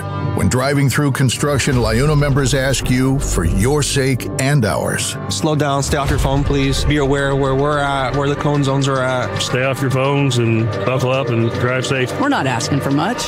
This is Brian Short, Business Manager for the Indiana Labor's District Council. Everyone deserves a safe place to work. Do your part in the cone zone. Slow down, save a life. We're all in this together. A message from Laborers International Union of North America and affiliated locals. Do you like to work with your hands, creating something from nothing? Then think about Laborers Local 41. You'll get 432 hours of apprenticeship training, all while earning a wage with benefits and incurring no student debt. You'll travel to different job sites, learn tons of skills, and in a lot of cases, be the first one on and the last one off a job site. It all starts at laborers41.com. Enjoy the taste of summer at the Farmers Market at Fox Point. Every Tuesday from 9 to 1, shop locally grown fresh produce, delicious baked goods, artisanal treats, and local culinary creations. Just minutes from I-8094, the Farmers Market at Fox Point in Lansing, Illinois is a perfect spot to hear acoustic musicians, stretch with morning yoga, and enjoy community fun throughout the season. To see all vendors and entertainment, visit foxpoint.org. That's point with an E, foxpoint.org. 7:23 in the region. Chuck Pullen, Randy Niemeyer sitting in with me. Thank you so much. I like I said earlier in the show, I said it's always interesting when somebody willingly volunteers to be my co-host. I don't have to bug them to get out of bed and come up here. So I appreciate you for doing that. You're going to be here at 8:30. This Chuck is going to tap out, and Chuck Messler is going to join you at 8:30 with the Region Republican show. But in the meantime, we're taking your calls, 219-845-1100. Again, we're just going over, we're talking about the response, we're talking about communication, if there's anything that you think will be helpful.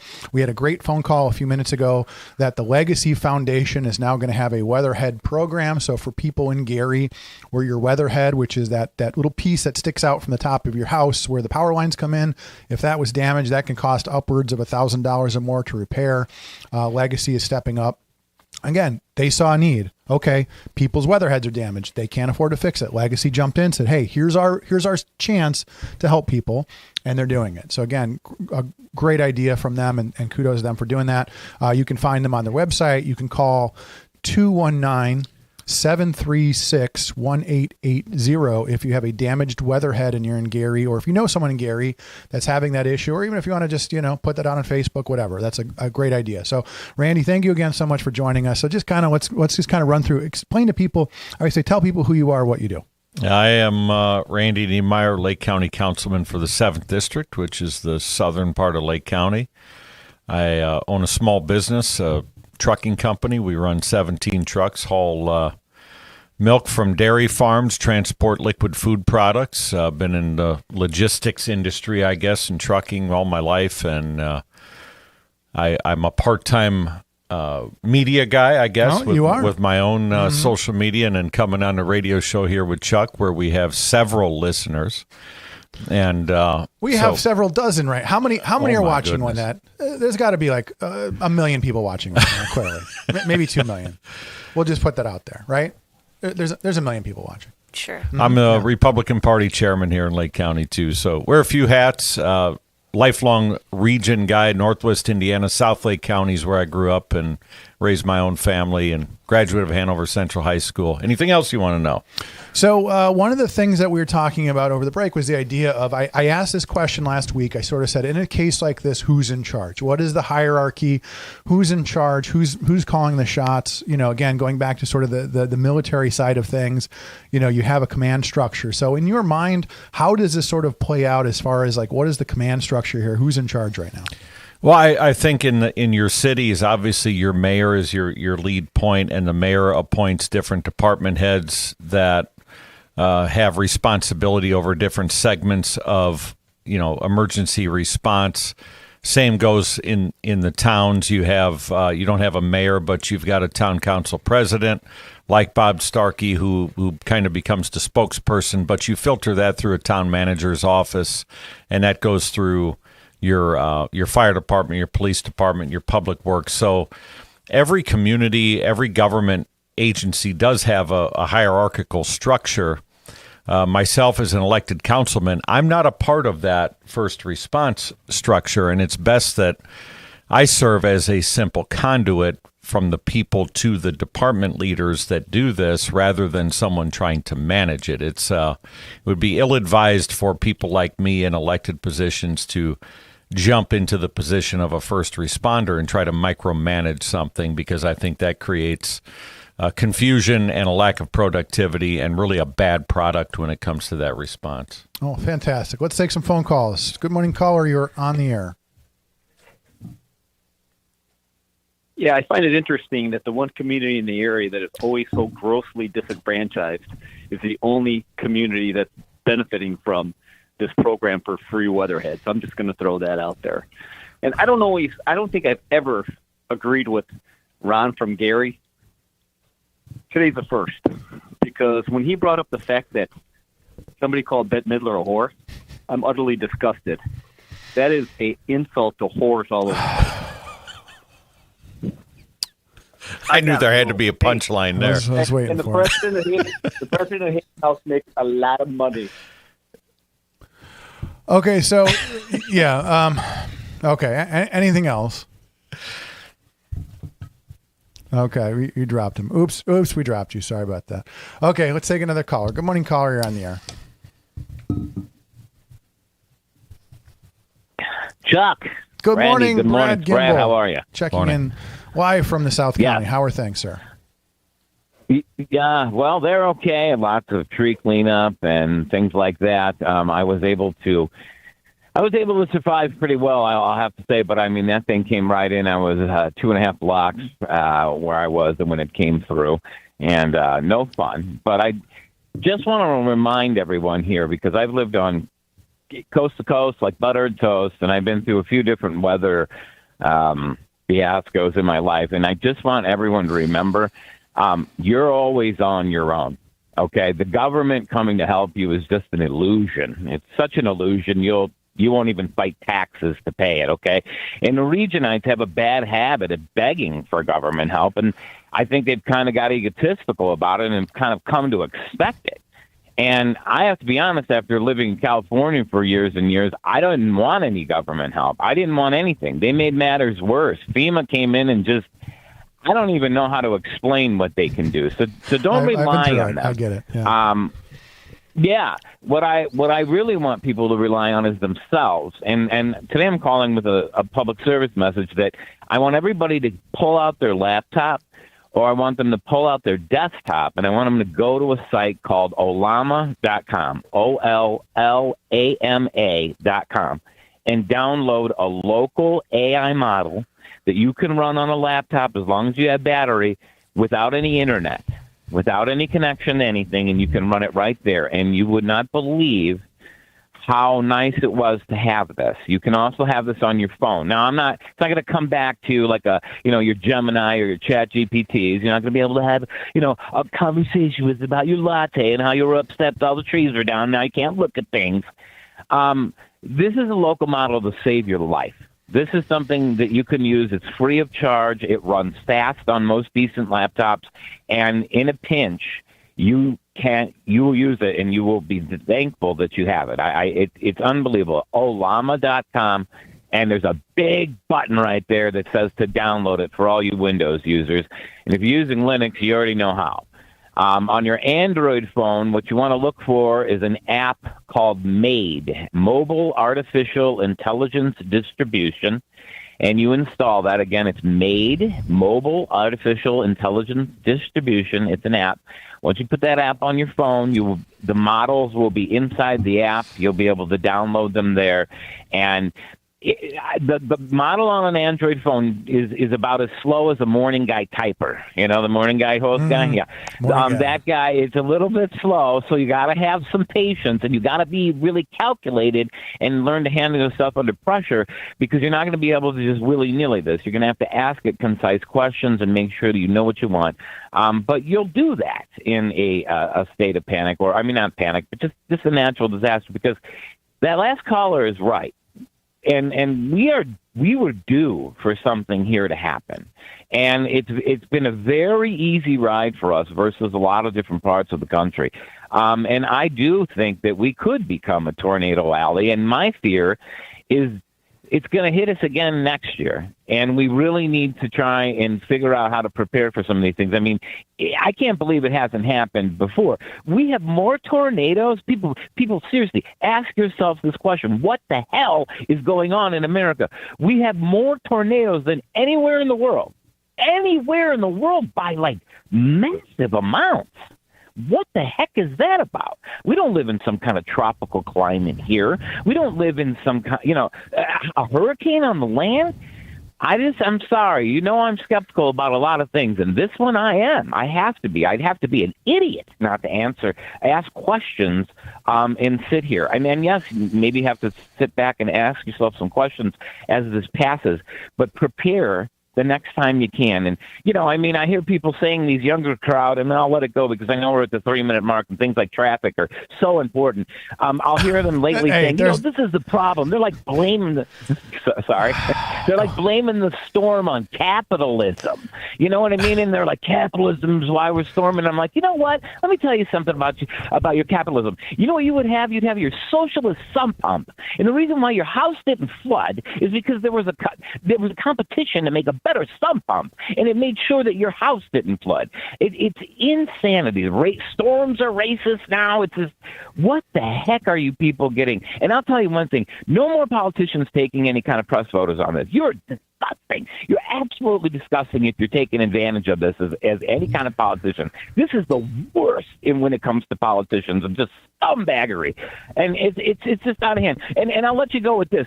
Don't pull a Rokita. Anybody running for office or anything, don't pull a Rokita and promote the flock camera, because the flock cameras didn't save anybody in a hurricane. Oh, I'm sorry, I deranged you. Anyway, Chuck, I'll let some other callers come in. I got to go walk my dog. I've been wanting to get into that for a while. We'll talk about it. I was driving through Lowell the other day, and there was a poor flock camera down. We'll talk about that later. We'll get through the storms. We'll talk about the flock cameras. I swear the storms have been knocking flock cameras down all over the place. But again, I know my lane. My lane is traffic and weather, and I talk in between. So let's take a break. We'll be back with more after this. We've had some cars run into the barrier wall, not paying attention. They were on their phone. Texting, scrolling. Yeah, it's bad. Most often they be on their phones or they're just not paying attention. They can cause a crash. We could stand on the side of the road and watch every other vehicle looking down into their lap as they're passing us. You know what they're looking at. They're looking at their phone. Phones. On their phones, not paying attention. Phones. I'm not a mathematician, but I say probably about 80% of the people who pass me are on their telephones. No call, text, or video is worth putting yourself or a road worker in danger. When driving through construction, LIUNA members ask you for your sake and ours. Slow down, stay off your phone, please. Be aware where we're at, where the cone zones are at. Stay off your phones and buckle up and drive safe. We're not asking for much. This is Brian Short, Business Manager for the Indiana Laborers District Council. Everyone deserves a safe place to work. Do your part in the cone zone. Slow down, save a life. We're all in this together. A message from Laborers International Union of North America and affiliated locals. Life's biggest challenges don't come with a warning. When legal issues arise, whether it's a car accident, personal injury, criminal charge, or representing you before municipal boards, you need a trusted advocate on your side. At Westland & Bennett, we listen first because your story matters. We provide strategic, personalized legal solutions to protect your rights, your freedom, and your future. Peace of mind starts with a conversation. Call 219-440-7550 today for a free consultation.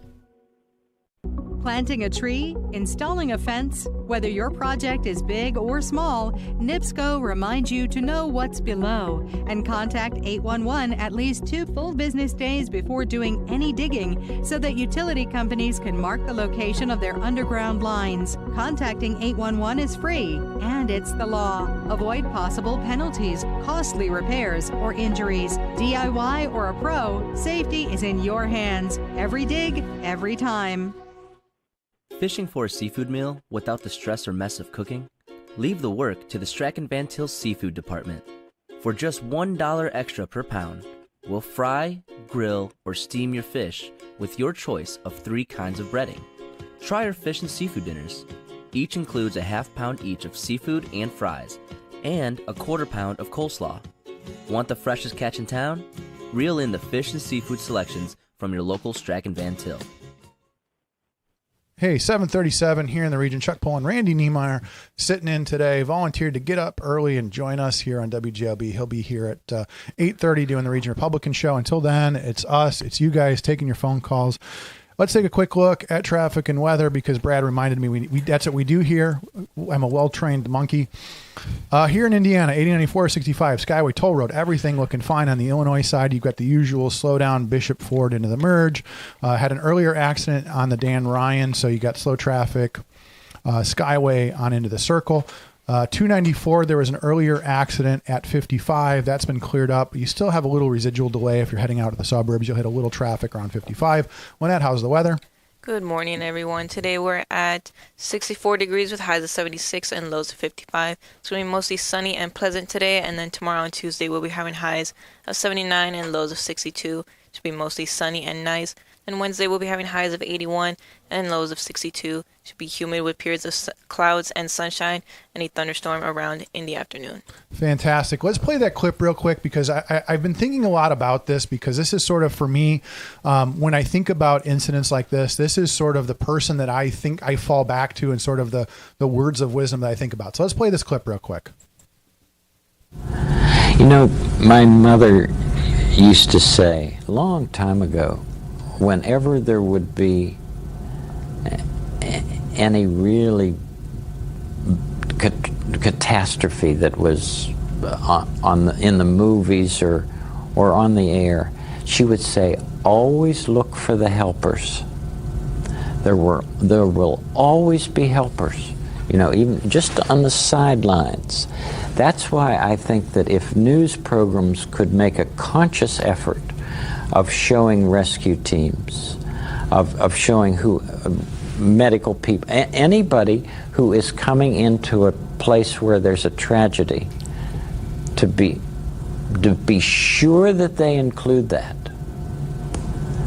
Because if you look for the helpers, you'll know that there's hope. Okay, perfect. So that was my generation. Again, if you're a certain age, you hear Mr. Rogers' voice, it just hits you right in the feels. But again, that was what we were taught growing up. And now, unfortunately, the next generation are people like Miss Rachel telling you that instead of saying, look for the helper, she's saying storms are racist and everybody's racist. And, Gary's on their own. There's looting and rioting and the data centers are stealing all the electricity. I mean, just absolute nonsense. Where's Mr. We need Mr. Rogers right now. We need people like that. I mean, again, those perfect words of wisdom. Look for the helpers. Because that's the key to this. Randy, how are you this morning? Just kind of reintroduce yourself. Well, it's a neighborly day in this beauty wood, right? A neighborly day for a neighbor. I'm doing great. Thanks for having me in here as your co-host today. Your traffic was absolutely spot on, other than the fact that it comes from a liberal media source. It might be liberal traffic. We don't know. But no, things are great. Happy to be here. Love to hear from the callers. Love to contribute here to WJOB. No, I appreciate, like I said, I always appreciate I've gotten to know a lot of local politicians or some people that just say, hey, look, I mean, you're one of those guys that everything's on the table, whatever you want to talk about. I mean, and unfortunately there are people that say, well, I don't know how I feel about taking calls. I said, and I told Randy, I said, bring your thick skin tomorrow because there's a lot of frustrated people. They're not necessarily going to beat up on you, but again, they're frustrated and they're going to vent and, you got to bring your thick skin sometimes. So let's take some calls. Good morning, caller. You're on the air. Good morning, caller. Hello? Good morning. Good morning. My name's Dave, and while I'm in my company in Maryville, I actually commute from Altadena, California. I wanted to give you a different perspective on FEMA's role. Okay. In my town, 18 months ago, our town was destroyed. 6,000 houses, including mine, were destroyed in 36 hours. FEMA did not come in to be, and they are not, their function is not to be first responders. They came in to support the community. Within a week of the fires, FEMA came in. I personally met with FEMA representatives. I immediately got a $700 funding to provide immediate care and meals because literally we had nothing available to us. And I was immediately informed because I'm a veteran and I have USAA insurance. I was immediately told that I did not qualify for additional federal disaster. The representatives were very good stewards of taxpayer money. They told me because of my level of insurance, I did not qualify for additional federal assistance, while other people who were in tougher means did get federal assistance to provide temporary housing and things. So FEMA's role is actually very functional when you see a real disaster, as we did, and they were good stewards of taxpayer money and have continued to be even 18 months later. No, I just wanted to share that perspective as a person who's lived through this. I appreciate that perspective. But I mean, again, that you're making a valid point is that there are people out there right now saying, a day or two after the storms, where is President Trump? Where is FEMA? And you're right. They're not first responders. And you're right. They come in after the fact and assess the situation. So again, we keep the theme of today is sort of know your role and, stay in your lane. And you're right. when you have like what happened in the Palisades and things like that. That's an interesting story. And I follow, I'm a big fan of Adam Carolla, who's there. You know, his home was affected by the fires, and he talks a lot about just sort of the local government. In the case of the Palisades fire, it's the local government that's holding up the progress. They're making it hard to get permits. They're making it hard to rebuild. So that's, again, the opposite story where it's But see, go ahead. let me share with you that is also false information.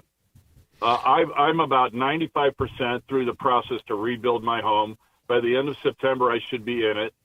And we had a program in Los Angeles County called Like for Like. And if you met those criteria for your rebuild, they promised that every time you submitted your permits, within 10 business days, you would get a response. I did get a response within 10 business days and typically within 5. So it is false information that the county is holding up and not allowing permits. The problem typically is with the architects and engineers submitting permits that are substandard. That the idea that we are not getting things permitted in a timely basis is false. Well, again, I have personally experienced that. No, I'm glad to hear that, because again, that was, we started the show talking about, we're here, we're boots on the ground, we see what's happening. And then there are narratives about what's happening in Gary that are going out to the rest of the world that aren't true. And so in your case, you were boots on the ground there in that fire. And so you're sort of relaying to us, again, I've never been to California. I've never been to the Palisades. I don't have anybody there I can call and say, hey, what's going on? So again, same idea is that there are stories coming out about what's happening. Again, in Adam Carolla's case, he talks a lot about, PCH and the rebuild, people that are trying to rebuild that live along the Pacific Coast Highway and things like that. So I appreciate that you called in to give that perspective. So again, I'm the first guy that likes to criticize government, but also, at this point we're sort of saying, okay, everybody needs to stay in their lane. And you're right. FEMA isn't a first responder. And, if we have, again, maybe FEMA's role is going to be going down to Indianapolis and helping the flood victims as opposed to what we're dealing with here, because there weren't a lot of homes destroyed in this. There were a handful of homes damaged. There may have been a couple of homes that are going to be, uninhabitable, but you're right. We're not dealing with the widespread devastation that the FEMA's role is. When I was in Munster, there were homes that were damaged and they couldn't be occupied for months, and FEMA came in, and I'm sure there were people that helped. And there are some people that, again, in my case, I waited in line. They handed me a packet. I said, you know what, this doesn't work. This doesn't help me in my situation. And I moved on. So again, you're right. FEMA has a role. And right now they don't really have a role here. So people saying President Trump, send FEMA, send the National Guard, that's not really the resources that we need. And that was sort of the point I was getting across, is FEMA really can't add anything at this point. They can just sort of get in the way, just like National Guard troops and Humvees going down, Ridge Road and Gary are just going to kind of get in the way of people that are already here trying to fix the problem. So, hey, I appreciate the call. I appreciate I just wanted to share my perspective. I just wanted to share my perspective because FEMA gets this bad rap, and it's because people don't understand the role that FEMA has to play. But I can tell you as a personal witness to how they can function, not only did they help all of the residents in stabilizing their ability to basically live and have a place of shelter and food, but then they helped coordinate the effort with the Army Corps of Engineers. And again, a very huge disaster that we witnessed. And within 5 months, they cleared 6,000 properties. So government can function well when they are brought in a timely fashion for the appropriate mission. But think about that. They cleared 6,000 lots of homes that were fully destroyed within 5 months. No, I think that's a miraculous effort. It's probably the fastest response America's ever seen to a major disaster. Right. No, you're right. And again, I appreciate your wisdom on that, because again, I've never been there. I didn't see it. So, hey, appreciate the call and I appreciate your perspective on that. So, but he makes that point that in that type of disaster, FEMA played a role, but also at the end of the day, I'd say, I always use examples that FEMA didn't do that. A lot of private sector people did. They mobilized FEMA, FEMA does not own heavy equipment, and that's the thing is that even here, the county doesn't own the equipment. The state doesn't own those tree trimming trucks, those line trucks. They are mobilizing the private sector. And that's sort of at the end of the day, that's government's role is, hey, here's the resources, here's who we call, and let's mobilize that resource. Yeah, it becomes a central focal point of management, right? Whenever you're talking about something like this, it's managing a lot of different moving parts. Again, it's logistics. So it's getting back to the basics of it, putting people in a position to succeed, to do what this gentleman just talked about, like clearing lots, it's going to be private contractors working through government that will do that. Right. So it's important that you have the right people in the right places within your government agencies that have an expertise on how to manage a response, or else you're just reacting to every situation out there, and that doesn't lend itself to a productive end. So let's take some more phone calls. As Jed pointed out, we've got a full boat, so I want to hear from you guys. 219-845-1100. Let's take another call. Good morning, caller. You're on the air. Well, I got a real quick question about the masthead program with Legacy, but I got to question this last caller because am I going to believe him or am I going to believe the liberal CBS Evening News from just 2 weeks ago that claims there hasn't been a single 100% rebuild of a house in Pacific Palisades? There has not been a single rebuild of a house on the Malibu coast. Not one house yet has been rebuilt. I heard that I heard that there was one, but it was already in process when the fire started. Oh my! Well, that's again. I'm not there. Maybe, right. That. I'm just saying, like that's that's the story we're hearing. Go ahead. As of 2 weeks ago, the CBS Evening News, which I watch very infrequently, had one on the DVR. None in Palisades, none on Malibu. Now, you mentioned Adam Carolla. I think the guy's pretty honest, best I can tell, and he's telling us it's a disaster. No permits, nobody getting anything done, and this guy from Cali in a different area is going to say it's run like a Swiss watch. I'm going to go with Adam Carolla because I see the tape. It's all still burned down. Wow, thank God you cleared the debris, but you won't let me put a 2x4 on the ground or pour a little cement. Well, okay. Quick question, Chuck. Right, go ahead. This Legacy Foundation regarding the mastheads, does that apply to anybody in the region? Anybody who's got a bad masthead? So so right now, Jed, are you listening? This is important. So the Legacy Foundation has come out and said that they are going to help people as of right now, specifically in Gary, to replace their weatherheads. So only Gary. So people. Okay, all right. So people in Gary that need to get their weatherhead replaced, which is the basically that little pipe that sticks out of your house that connects to the NIPSCO line, that's your responsibility, and it costs upwards of $1,000 to get replaced. Legacy Foundation is going to help people in Gary specifically replace their weatherheads. Only Gary. Only okay. Gary as of well, again, let's give them. Right. Okay, I'm the messenger here. Okay, so I'm just wondering. I'm just wondering about those poor folks in Valpo, or maybe the next town over, River to hell, what it's called, or any poor kids in Portage need help. I guess they're off the list for now. But okay, I get it. That's good enough. So adios. Okay, appreciate the call. Let's take one more and then we'll take a break. So good morning, caller. You're on the air. Hi, this is Fred Rogers. How are you today, Chuck and Rick? Good morning, Mr. Rogers. How are things in your neighborhood? Rick, you look so good with your suntan and them big muscles. What are you eating to be so big and strong? He's drinking his milk. Yeah, it's not Rick, it's Randy, but I appreciate it. Oh, hello, Randy. I'm sorry. This is Fred Rogers. How are you today? Great, Mr. Rogers. Good to hear from you. Hey, listen, can I ask a question? Good. How much did it cost to build Chuck, that? Go ahead. It's always good to wait your turn and not interrupt. Hey, look, this is important. How much did it cost to build that train through the neighborhood of Make Believe?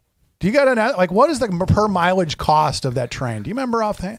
I'm guessing it was the train. The train for the neighborhood of Make Believe was always there, Chuck. It's in your mind. It's your imagination. That's the best kind of train. Okay.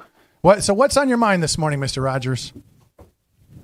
Just remember to always watch out for the helpers and not the opportunists in a tragedy like that last caller. He's an opportunist. Fantastic. Hey, Mr. Rogers, I appreciate the call. I appreciate everybody checking in from beyond the grave. So, sorry, we hit the button on him. So that's good to hear. Like I said, I wanted to hear from Mr. Rogers, and he said, look for the helpers. So let's take a break. We'll be back with your calls after this. Are you searching for a college where you belong? Calumet College of St. Joseph wants to know you and give you the support you need to succeed. Are you worried about how you'll pay for your degree? 95% of our students receive financial aid, including scholarships and grants. Need some extra help with your classes? You'll benefit from our small class sizes, free tutoring, internship planning, faculty mentors, and so much more. Come experience our accepting, supportive college family for yourself. Schedule your campus visit and apply at ccsj.edu. I'm a victim of being ran over by a semi while I was flagging. The person wasn't paying attention and they hit me with their vehicle. I seen a accident where we were the first people to walk up, and that picture will never leave my mind. I've seen people get hit before. It's been horrible. Construction zones on roadways and bridges are more than just cones and equipment. They're the workplace for thousands of dedicated union laborers. Everybody has a family that they need to get back home to, so please just pay attention to us out here while we're working. We all have family, and I know it's a pain in the ass, but we're trying to make the roads better for y'all. We're doing this for everyone. We're hardworking Hoosiers, just like you, and we all want to make it home safely. People would just take a couple seconds to pay attention. Be aware where we're at, where the cone zones are at. We're all in this together, and we're all just trying to be safe. This is Brian Short, Business Manager for the Indiana Laborers District Council. Everyone deserves a safe place to work. Do your part in the cone zone. Slow down, save a life. We're all in this together. A message from Laborers International Union of North America and affiliated locals. Ogren Insurance, Hammond's oldest family-owned independent insurance agency, now in its third generation providing clients in the Chicago area with products from quality insurance companies to handle your every need. Regardless of driving history, Ogren Insurance can find the right coverage for you at competitive prices. To learn more about the insurance solutions and services we offer throughout Indiana, Illinois, and Michigan, call 219-933-0076 or visit our website, ogreninsurance.com. We're located at 6929 Homan Avenue in Hammond, Indiana. Do business locally with someone you know and trust. It's the simplest expression. The smallest thing that changes everything. A smile. So easy. A smile lights it up. Apologizes. And welcomes unconditionally. Because the shortest distance between two people is a smile. Thank you. Strack and Van Til, where making life easier starts with a smile.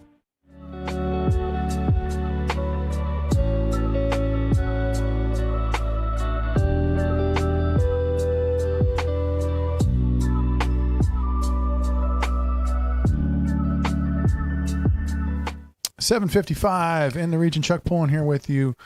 Randy Niemeyer, just to correct, Randy Niemeyer is here with us this morning, filling in for Bob Starkey. He is my token Republican friend for the day, joining us in the beautiful neighborhood. We're taking your calls, 219-845-1100. I am here till 8:30, and this Chuck is tapping out, and Chuck Messler will tap in, and he will join Randy for the Region Republican show. In the meantime, we're taking your calls, so good morning, caller. You are on the air. Good morning, caller. Good morning, guys. Good morning. Good morning. Good morning. How are you, sir?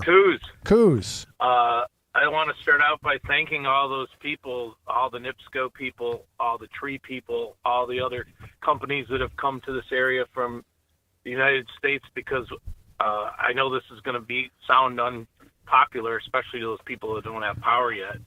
What they are doing is phenomenal.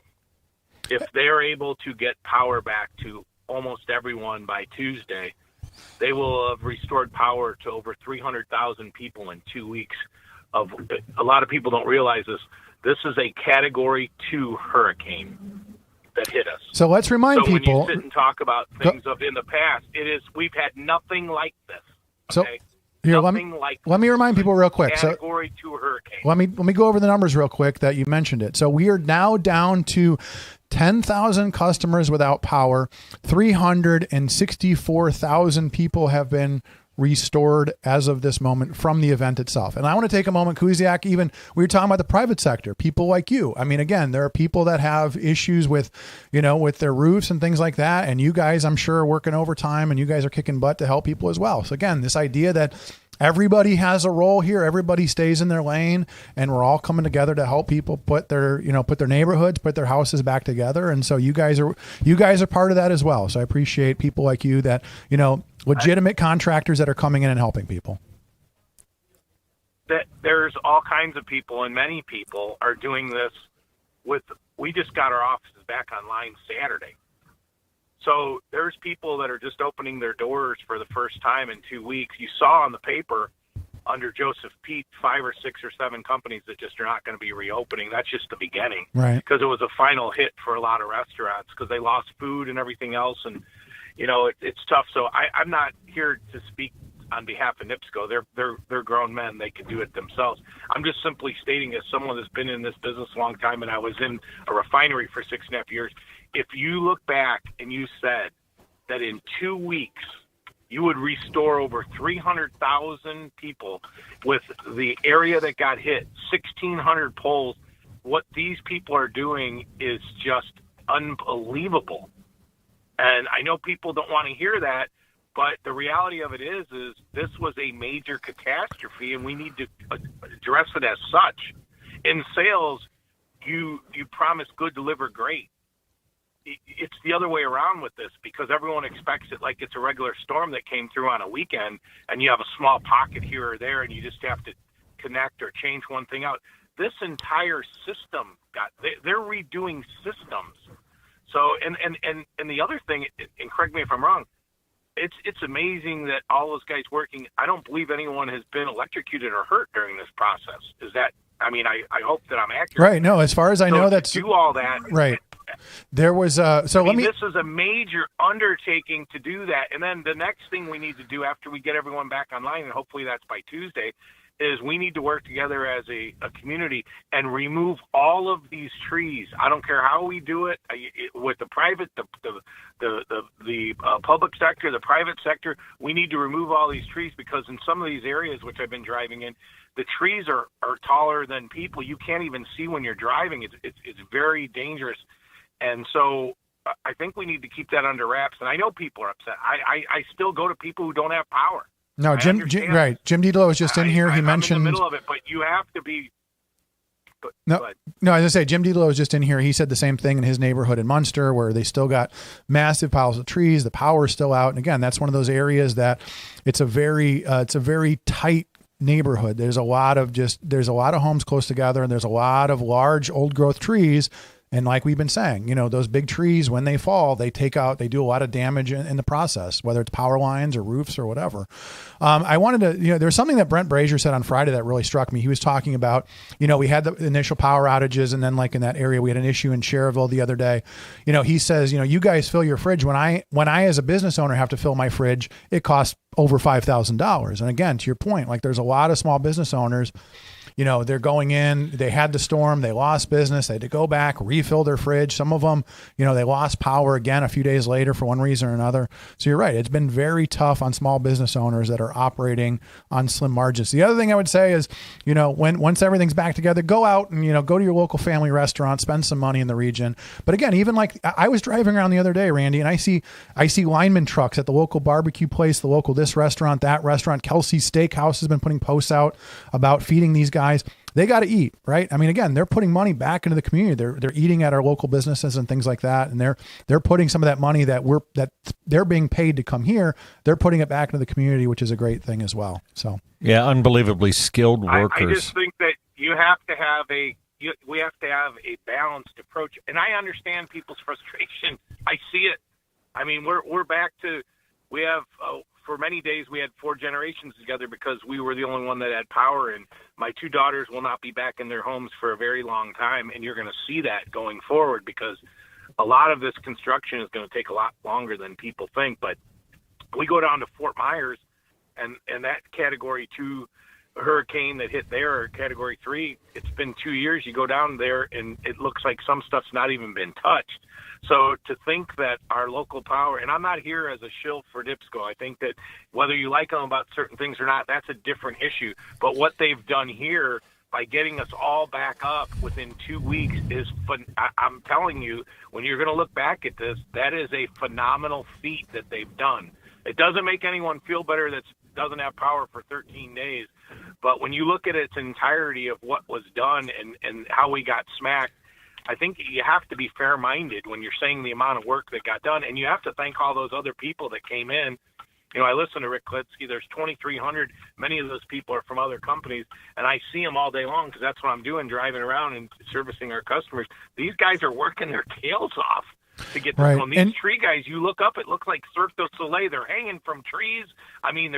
What they are doing, and to not hear of anyone seriously injured is really a miracle with everything that's going on. Right. No, I don't know if you've been, and we don't want people going into those areas if they don't need to, but it is a war zone in many of these areas where all this stuff is. There's, so, you can't understate what work is getting done on a daily basis because you're upset that you don't have power. Both of those things can be true at the same time. It definitely sucks if you don't have power, and some people don't have food, and that's terrible, and we need to make sure that we service those people.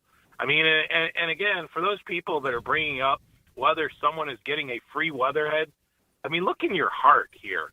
You're worried about if someone that hasn't had food for 13 days and hasn't had heat and hasn't had their home operational, that some organization that's a nonprofit is helping out with a weatherhead, and that's bothering you.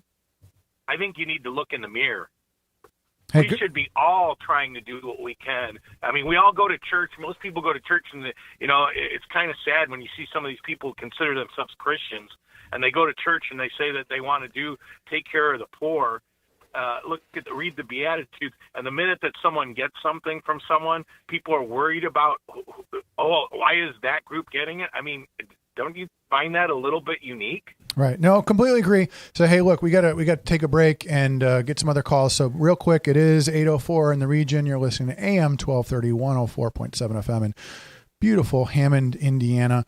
So again, like he was saying, I was in Lake Ridge, which is basically unincorporated Gary. I was there yesterday, and that area still has, trees on homes, and they were in a unique situation being unincorporated. They're on wells, which requires power. So a lot of those people in unincorporated areas that don't have power, they don't have running water as well. There's a great event at the Lake Ridge Fire Protection District Fire Station. They had just literally truckloads of water, all sorts of resources coming in for those people. And again, it's just a great thing to see because that's the reality. That's what we're seeing boots on the ground is people coming together to help people. So why don't we do this? We'll take a break. We'll take some more phone calls. We'll wrap up here with Randy Niemeyer. We'll be back with more after this. For over 140 years, the Central Midwest Carpenters have built our communities in Northwest Indiana. Are you ready to join the effort? We have long-term work, competitive pay, and the best benefits in the industry. We pride ourselves on innovative training and commitment to worksite safety. Earn as you learn as an apprentice. A solid career built on a solid legacy. For more info, go to carpenters.com.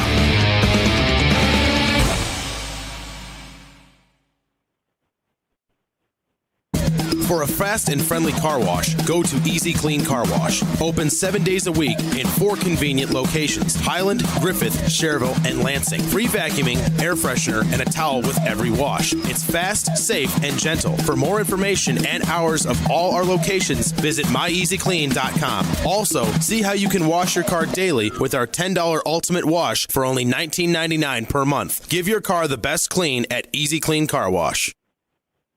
Hey Region, I'm T, and I grew up in East Chicago, went to college in Gary, worked out of Munster, and raised my family in Crown Point. I'm Region to the core. I created Region Hot Sauce, the flavor of the region.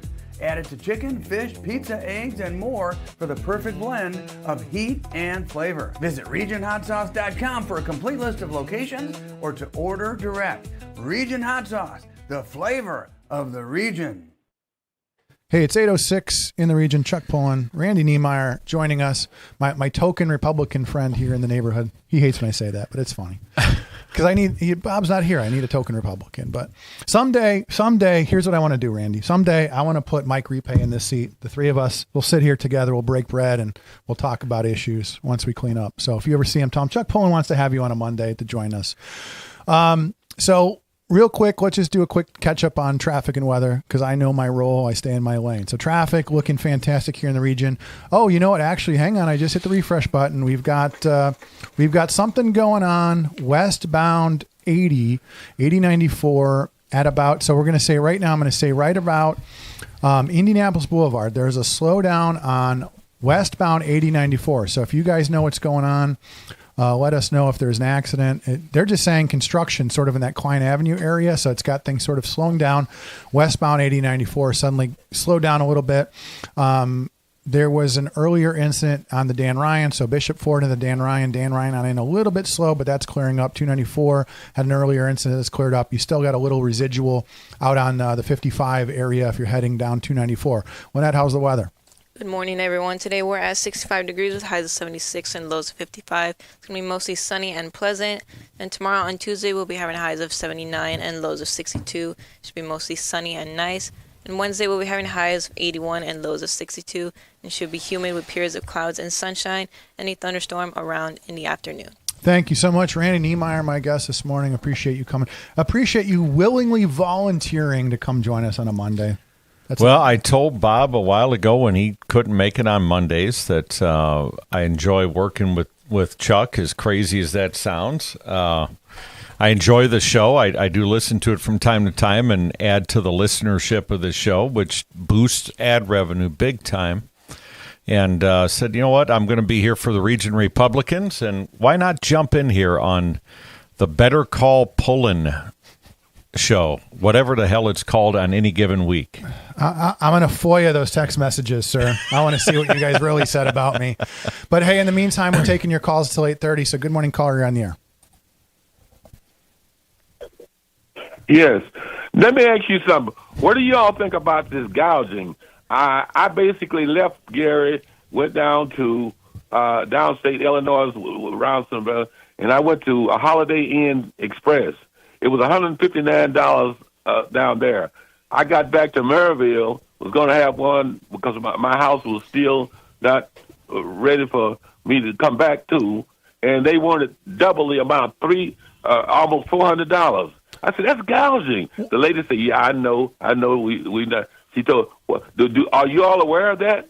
Well, here, this was okay. There's two sides. No, I'm sorry, but here there's two sides of the story, and we have to look at it. So a lot of businesses. I mean, even I know you're probably not a guy that uses Uber and stuff like that. There's sort of these ideas of surge pricing and demand pricing. So again, I don't want to get into the weeds and get on my soapbox about capitalism, but there is a reason. And I'll use a quick analogy. If there's a storm and water is on sale, and the grocery store says, I'm going to put water on sale for $1 a case. Guess what happens? The first guy that goes to that grocery store, he's going to take that whole pallet. And again, I use the example of COVID, where there was people with like 3 carts of toilet paper because they were the first one there. So there is, in a capitalist society, there is a reason for sort of surge pricing to balance out demand. And again, I don't want to get too in the weeds on that. So there is a valid reason to raise prices when the demand is there. Okay. So, but again, is that gouging? And again, Randy used the example that Todd Rokita is available. If you see gouging, if somebody's charging double for a generator or something like that, reach out to his office. That's what he's there for. So go ahead, carry on. Then the governor indicated that on this fuel, the gas price was supposed to do away with that during this period in time. But I understand the gas went up as opposed to the governor say take the taxes off or something. You know about that? So the governor did extend. So the governor did extend basically we are not paying state taxes on fuel, which is saving us somewhere in the neighborhood of like 60 cents. He used the reason of the wildfires and the war in Ukraine to extend his gas tax holiday, which that's great, and we're saving 60 cents. But again, that there is a demand pricing. There was a time that only a handful of gas stations were open. There were long lines, and again, is it gouging or is it surge pricing? That's a question. If you see that, reach out to Todd Rokita and have him investigate. Okay then. Okay. All right. I appreciate the call, but again, I get it. Again, there's people that are saying, why am I paying $3? I mean, Randy, with thoughts. I mean, in capitalism, that's how it works. There is a pricing structure based on demand. We are, supply and demand, basic economics, right? Yeah. My daughter went to college, University of Alabama. So we would go see football games there. Right. And to try and stay in Tuscaloosa during an SEC football game for a small microtel, it's over $1,000 a night.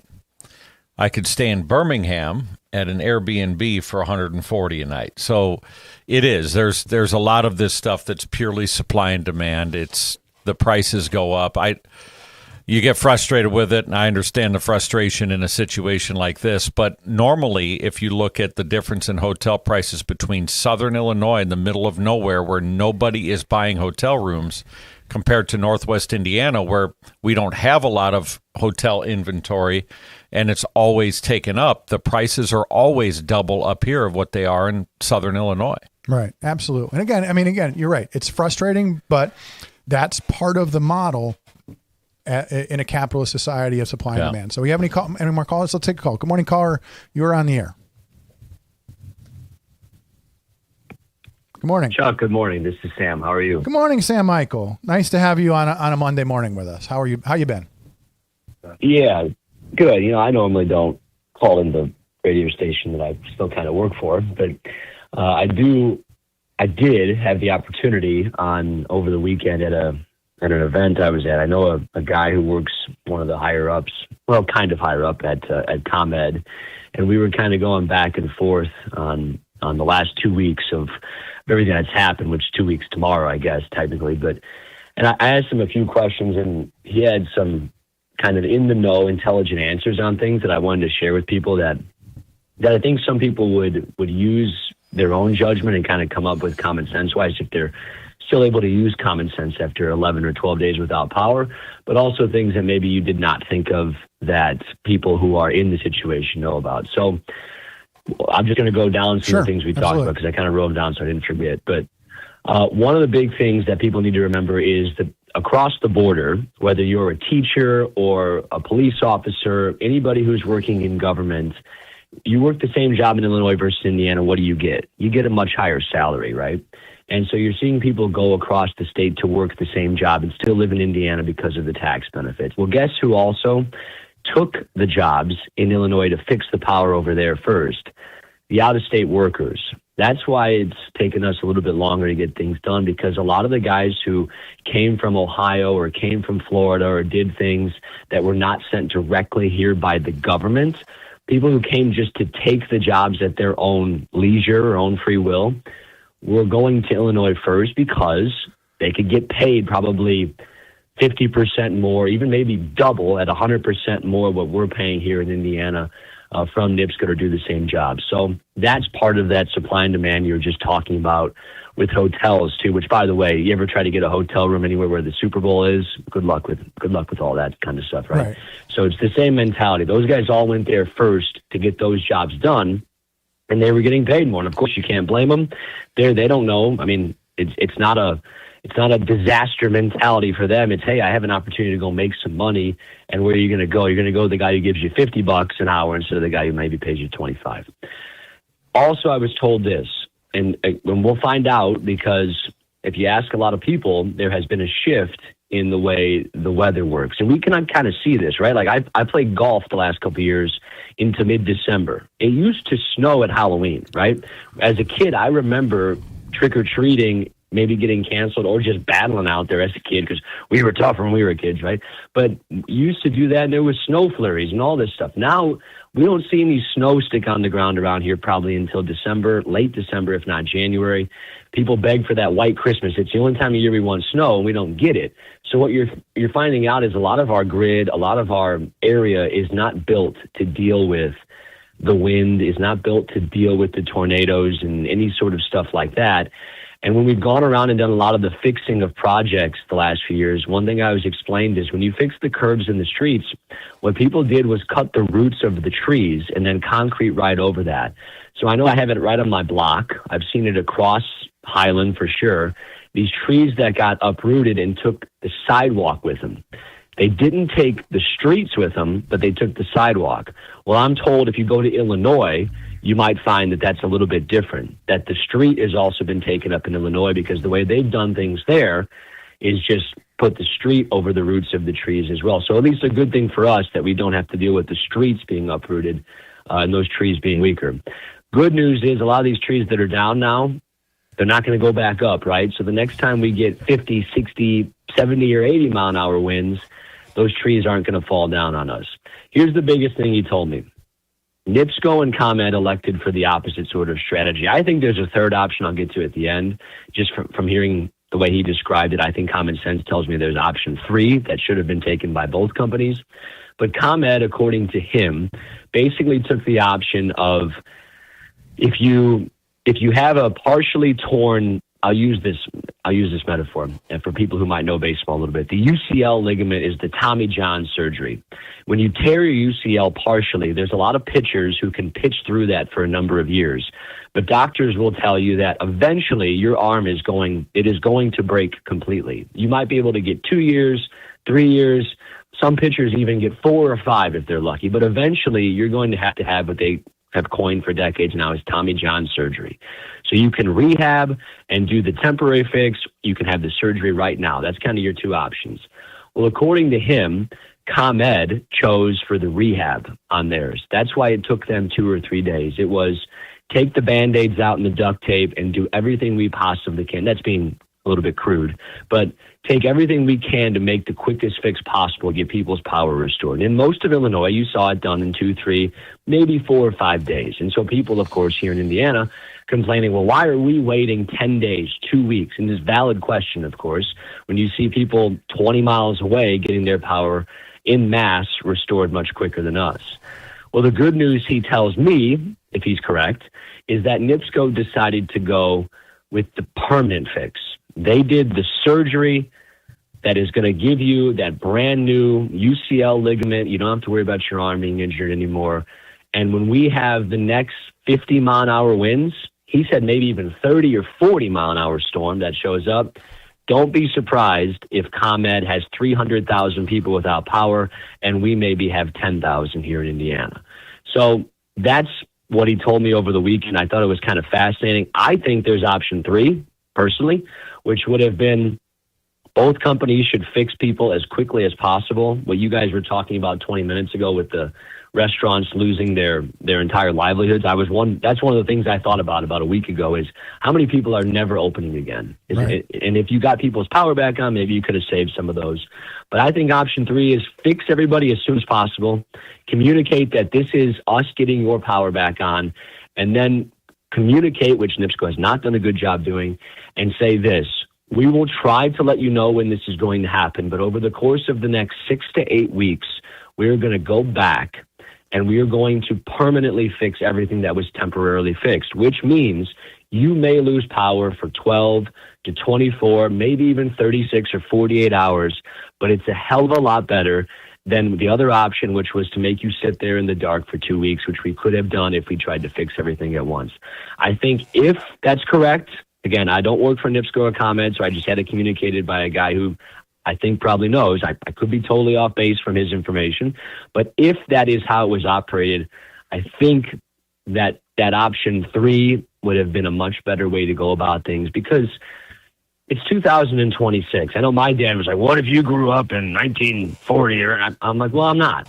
That's what people were dealing with in 1940. They created the first ice box with a hunk of ice and threw it in a chest and called it a refrigerator, right? This is 2026. We expect things to be different. We have a supercomputer in the palm of our hands, and it just really seems like over the course of the last 3 decades, the monopolized company in Northwest Indiana that deals with our power and gas has not spent a lot of time reinvesting the money that they got from us to put us into the year 2026. I would like to get an honest assessment of what year the technology actually is in, because I know it's not this year. Right. Well, okay, so that's Sam Michael on the phone. So again, we don't hear from Sam very much, so I always appreciate when you do call in. It's always great information. So, hey, I appreciate that. We're going to take a break. Thanks for checking in, Sam. Hope to hear from you again soon. So let's take a break. We'll be back with more after this. For over 100 years, Roofers Local 26 has been keeping Northwest Indiana dry and safe. Since 1919, our highly trained members have built a reputation for skills, safety, and reliability. With a 4-year apprenticeship and certifications in OSHA safety, first aid, and CPR, we deliver quality you can trust. When you need roofing done right, choose Roofers Local 26, protecting what matters most for over a century. For more information, visit www.roofers26.com. Introducing Powers Health, A health system with a new name and a strong legacy of caring for families in our community. One with a tradition of advanced specialized services and a vision for the future. One with a commitment to medical excellence and compassionate care. Everything we do, everything we believe, powers health. Do you like to work with your hands, creating something from nothing? Then think about Laborers Local 41. You'll get 432 hours of apprenticeship training, all while earning a wage with benefits and incurring no student debt. You'll travel to different job sites, learn tons of skills, and in a lot of cases, be the first one on and last one off a job site. It all starts at laborers41.com. When your home needs help, the last thing you need is a faceless corporation or sales-driven franchise. At Myers Companies, we've been proudly local since 1951, born and raised right here in Northwest Indiana. We're family-owned and operated, built on trust, hard work, and integrity. And because we're family, we treat you like family. Your comfort and safety always come first. For HVAC, plumbing, and electrical done right, choose Myers Companies. Local, family-owned, here for your family. Plumbers Local 210 is building the future, and we're looking for service plumbers to join our team. Our training center invests nearly $500,000 every year to make sure our members are the best in the industry. From a 5-year apprenticeship and an associate degree at Ivy Tech to ongoing certifications in safety and new technology, our plumbers are trained for excellence. Every member is drug tested and licensed for your safety and peace of mind. When you need plumbing work done, make sure you ask for the license. It's your right to ask. Hey, 824, Chuck Pullen, Randy Niemeyer here. We're here for a few more minutes. And then this Chuck's going to tap out, and Chuck Messler is going to tap in and do the Region Republican show at 8:30. But Randy, so Sam called in, and we were talking about this, and, sort of he talked about the two approaches to repair. He's saying that what he's heard is ComEd is using what I call the duct tape and bubblegum method, is basically patch it, get it back on the air, and then come back later and fix it. And NIPSCO is going to an approach of let's fix it right the first time. And again, two different strategies. One gets it fixed fast, one gets it fixed better so that it stays long term. But then the question becomes, again, if you're rebuilding a system that's only rated for 70 or 80 mile an hour winds, that's great. You got us back up, but is it going to get knocked right back down again next time a storm comes through that's 100 and 110 miles an hour? Or is this a freak occurrence that will never happen again in our lifetimes? That's the gamble that NIPSCO and government's taking right now. So chime in on that. What are your thoughts? Yeah, I mean, often we hear that, people chime in and talk about infrastructure. Well, you didn't get this done. It's not done right. And I have to push back on that a little bit, because the people that use the infrastructure still have to pay for it. And when you build a road or something, you're rating that road to last 20 years. Why do you build a road like that? Because you can't build them every year. It's not always going to be updated to 2026 standards. You use asset management programs that measure how much they're used, how much traffic. The same goes with electrical infrastructure, water, sewer. Anything that's utility-based is going to have a certain amount of asset management metrics tied to it to talk about when these replacements need to occur, so you can plan for the capital investments, because they aren't cheap. To redo a sewer system, I mean, we're seeing it in Crown Point with massive increases in some of their bills on the sewer side. They've had to really upgrade systems. On the electrical side here, people say, why don't you just bury all the power? Okay. We will pay for that, the ratepayers. How much are you willing to pay to do that? It's not going to necessarily magically appear, because it's many times greater in initial cost to do that than when you measure out the statistical likelihood of another storm like this coming, which hasn't happened in our lifetimes.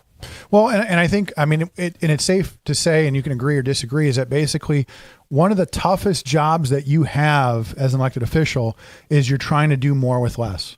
right? I mean, you have a finite amount of resources and you're trying to do more with that. You're trying to stretch that dollar. Believe it or not, I do believe that this county is doing its best to stretch your resources.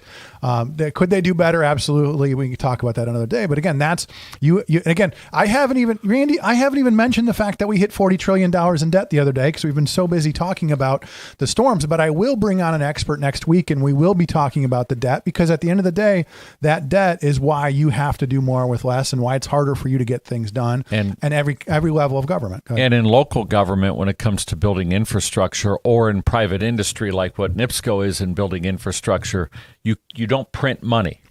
You can't print money? No. So in county government, we have to attach everything that we do on the infrastructure side to some sort of revenue source, which is usually a tax rate. So if you have space under the cap, you can bond for roads or bridges that are more expensive than what you have in cash reserves, because you're not allowed to keep that much cash on hand either, or else you're overtaxing your citizens. It's an interesting thing that the state's being beaten up for having a reserve, which at the end of the day, I said I'd much rather live in a state with a $5 billion reserve than $200 billion in unfunded liabilities like our neighbors next door. Let's take some quick calls and then I'm going to get out of here. Good morning, caller. You're on the air. Hi, Chuck. Hey, Randy. Good morning. How are you, sir? You know, it's good. Still without power. And, being a Gary resident, it's just, I feel for my neighbors. But the crews that were brought in, I'm not giving NIPSCO any credit for that. But the crews that are around my neighborhood, these men and women are absolutely killing themselves. Their temperament is fantastic. They're professional. We leave a cooler out for them in the driveway with Gatorade and water. What they're subjecting themselves to is just a daunting task. So, and that's line people and the tree cutters too. The tree trimmers. Absolutely, they're just doing an amazing job. But where I live, it's very, very old infrastructure. Right? There's literally telephone poles with high tension with power lines in people's backyards with no access. Right. This is where the issue is. And Randy, I mean, you couldn't keep all your trucks on the road without preventative maintenance, right? You're not going to wait till you hand grenade a Cummins engine and then say, oh, geez, I should have paid more attention to the oil, my oil, right? It's preventative maintenance. Oh, yeah. But there's areas where I live, there's zero access. What they're having to do is take down fences, take bobcats over the dune to make some sort of path to get to these power lines. So I like Sam's Plan C. Let's get it fixed, but let's have a 5-year. Yes, eventually we're going to pay for it because NIPSCO is a for-profit institution, and their executive makes millions. But at least defer it over 5 years. And I'm one. Why are rural getting it first? Because they're not putting wires on sticks anymore like they did in 1850. And I don't want to oversimplify it because it'll take a long time to fix. But, I have a lot of neighbors. Some have the means to move the trees, and others, their home is literally cut in half from a giant cottonwood tree. Yeah, I use the example, Dave. I was driving through Munster the other day, and there was literally I was driving down Calumet Avenue. There were cranes lifting trees. There was guys on like everybody's house. Oh, yeah. It's an amazing effort, but again, like there are only so many cranes that can do that sort of thing, and you have to find them and bring them in. That's right. It is supply and demand. Right. Go ahead. I'll let you finish. Ron called in a couple times complaining. This is capitalism. Like it or not, I don't care if it's a rainstorm or a hurricane, right? There's only so many generators that go around, so they can ask whatever they want.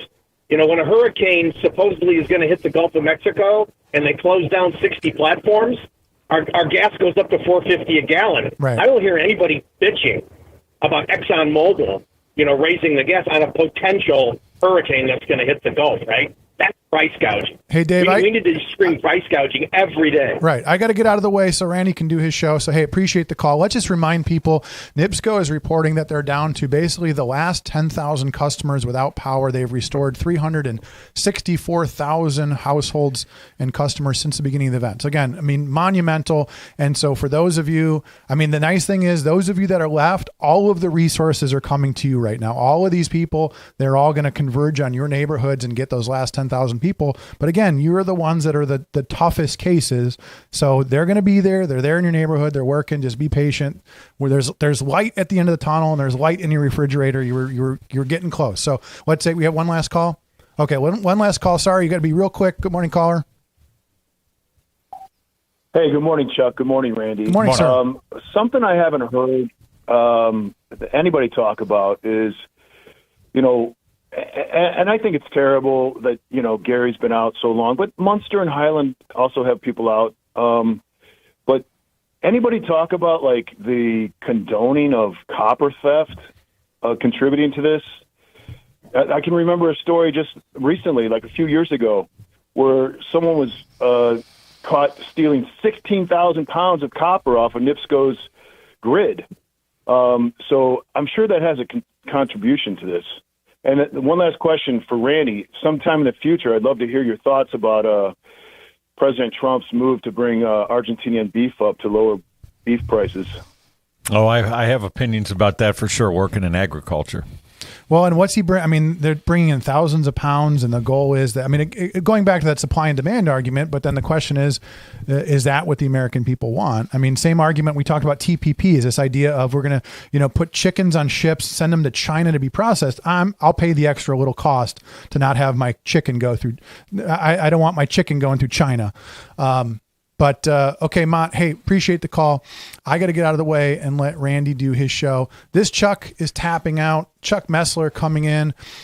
He is running for, one more time, he's running for Lake County Auditor. Thank you so much. Hey, thank you so much for volunteering to come in. I mean, yeah, my pleasure. I appreciate that you put yourself, repeat that. He volunteered to come in and do radio with me. Who does that? It's just so much fun, Chuck. It's a riveting show. I love working with libertarians too. You guys are so practical at what you talk about. So he went 2.5 hours without a libertarian joke. Thank you so much, Randy. I appreciate you. We'll be back in a few minutes with the Region Republican Show and Chuck Messler.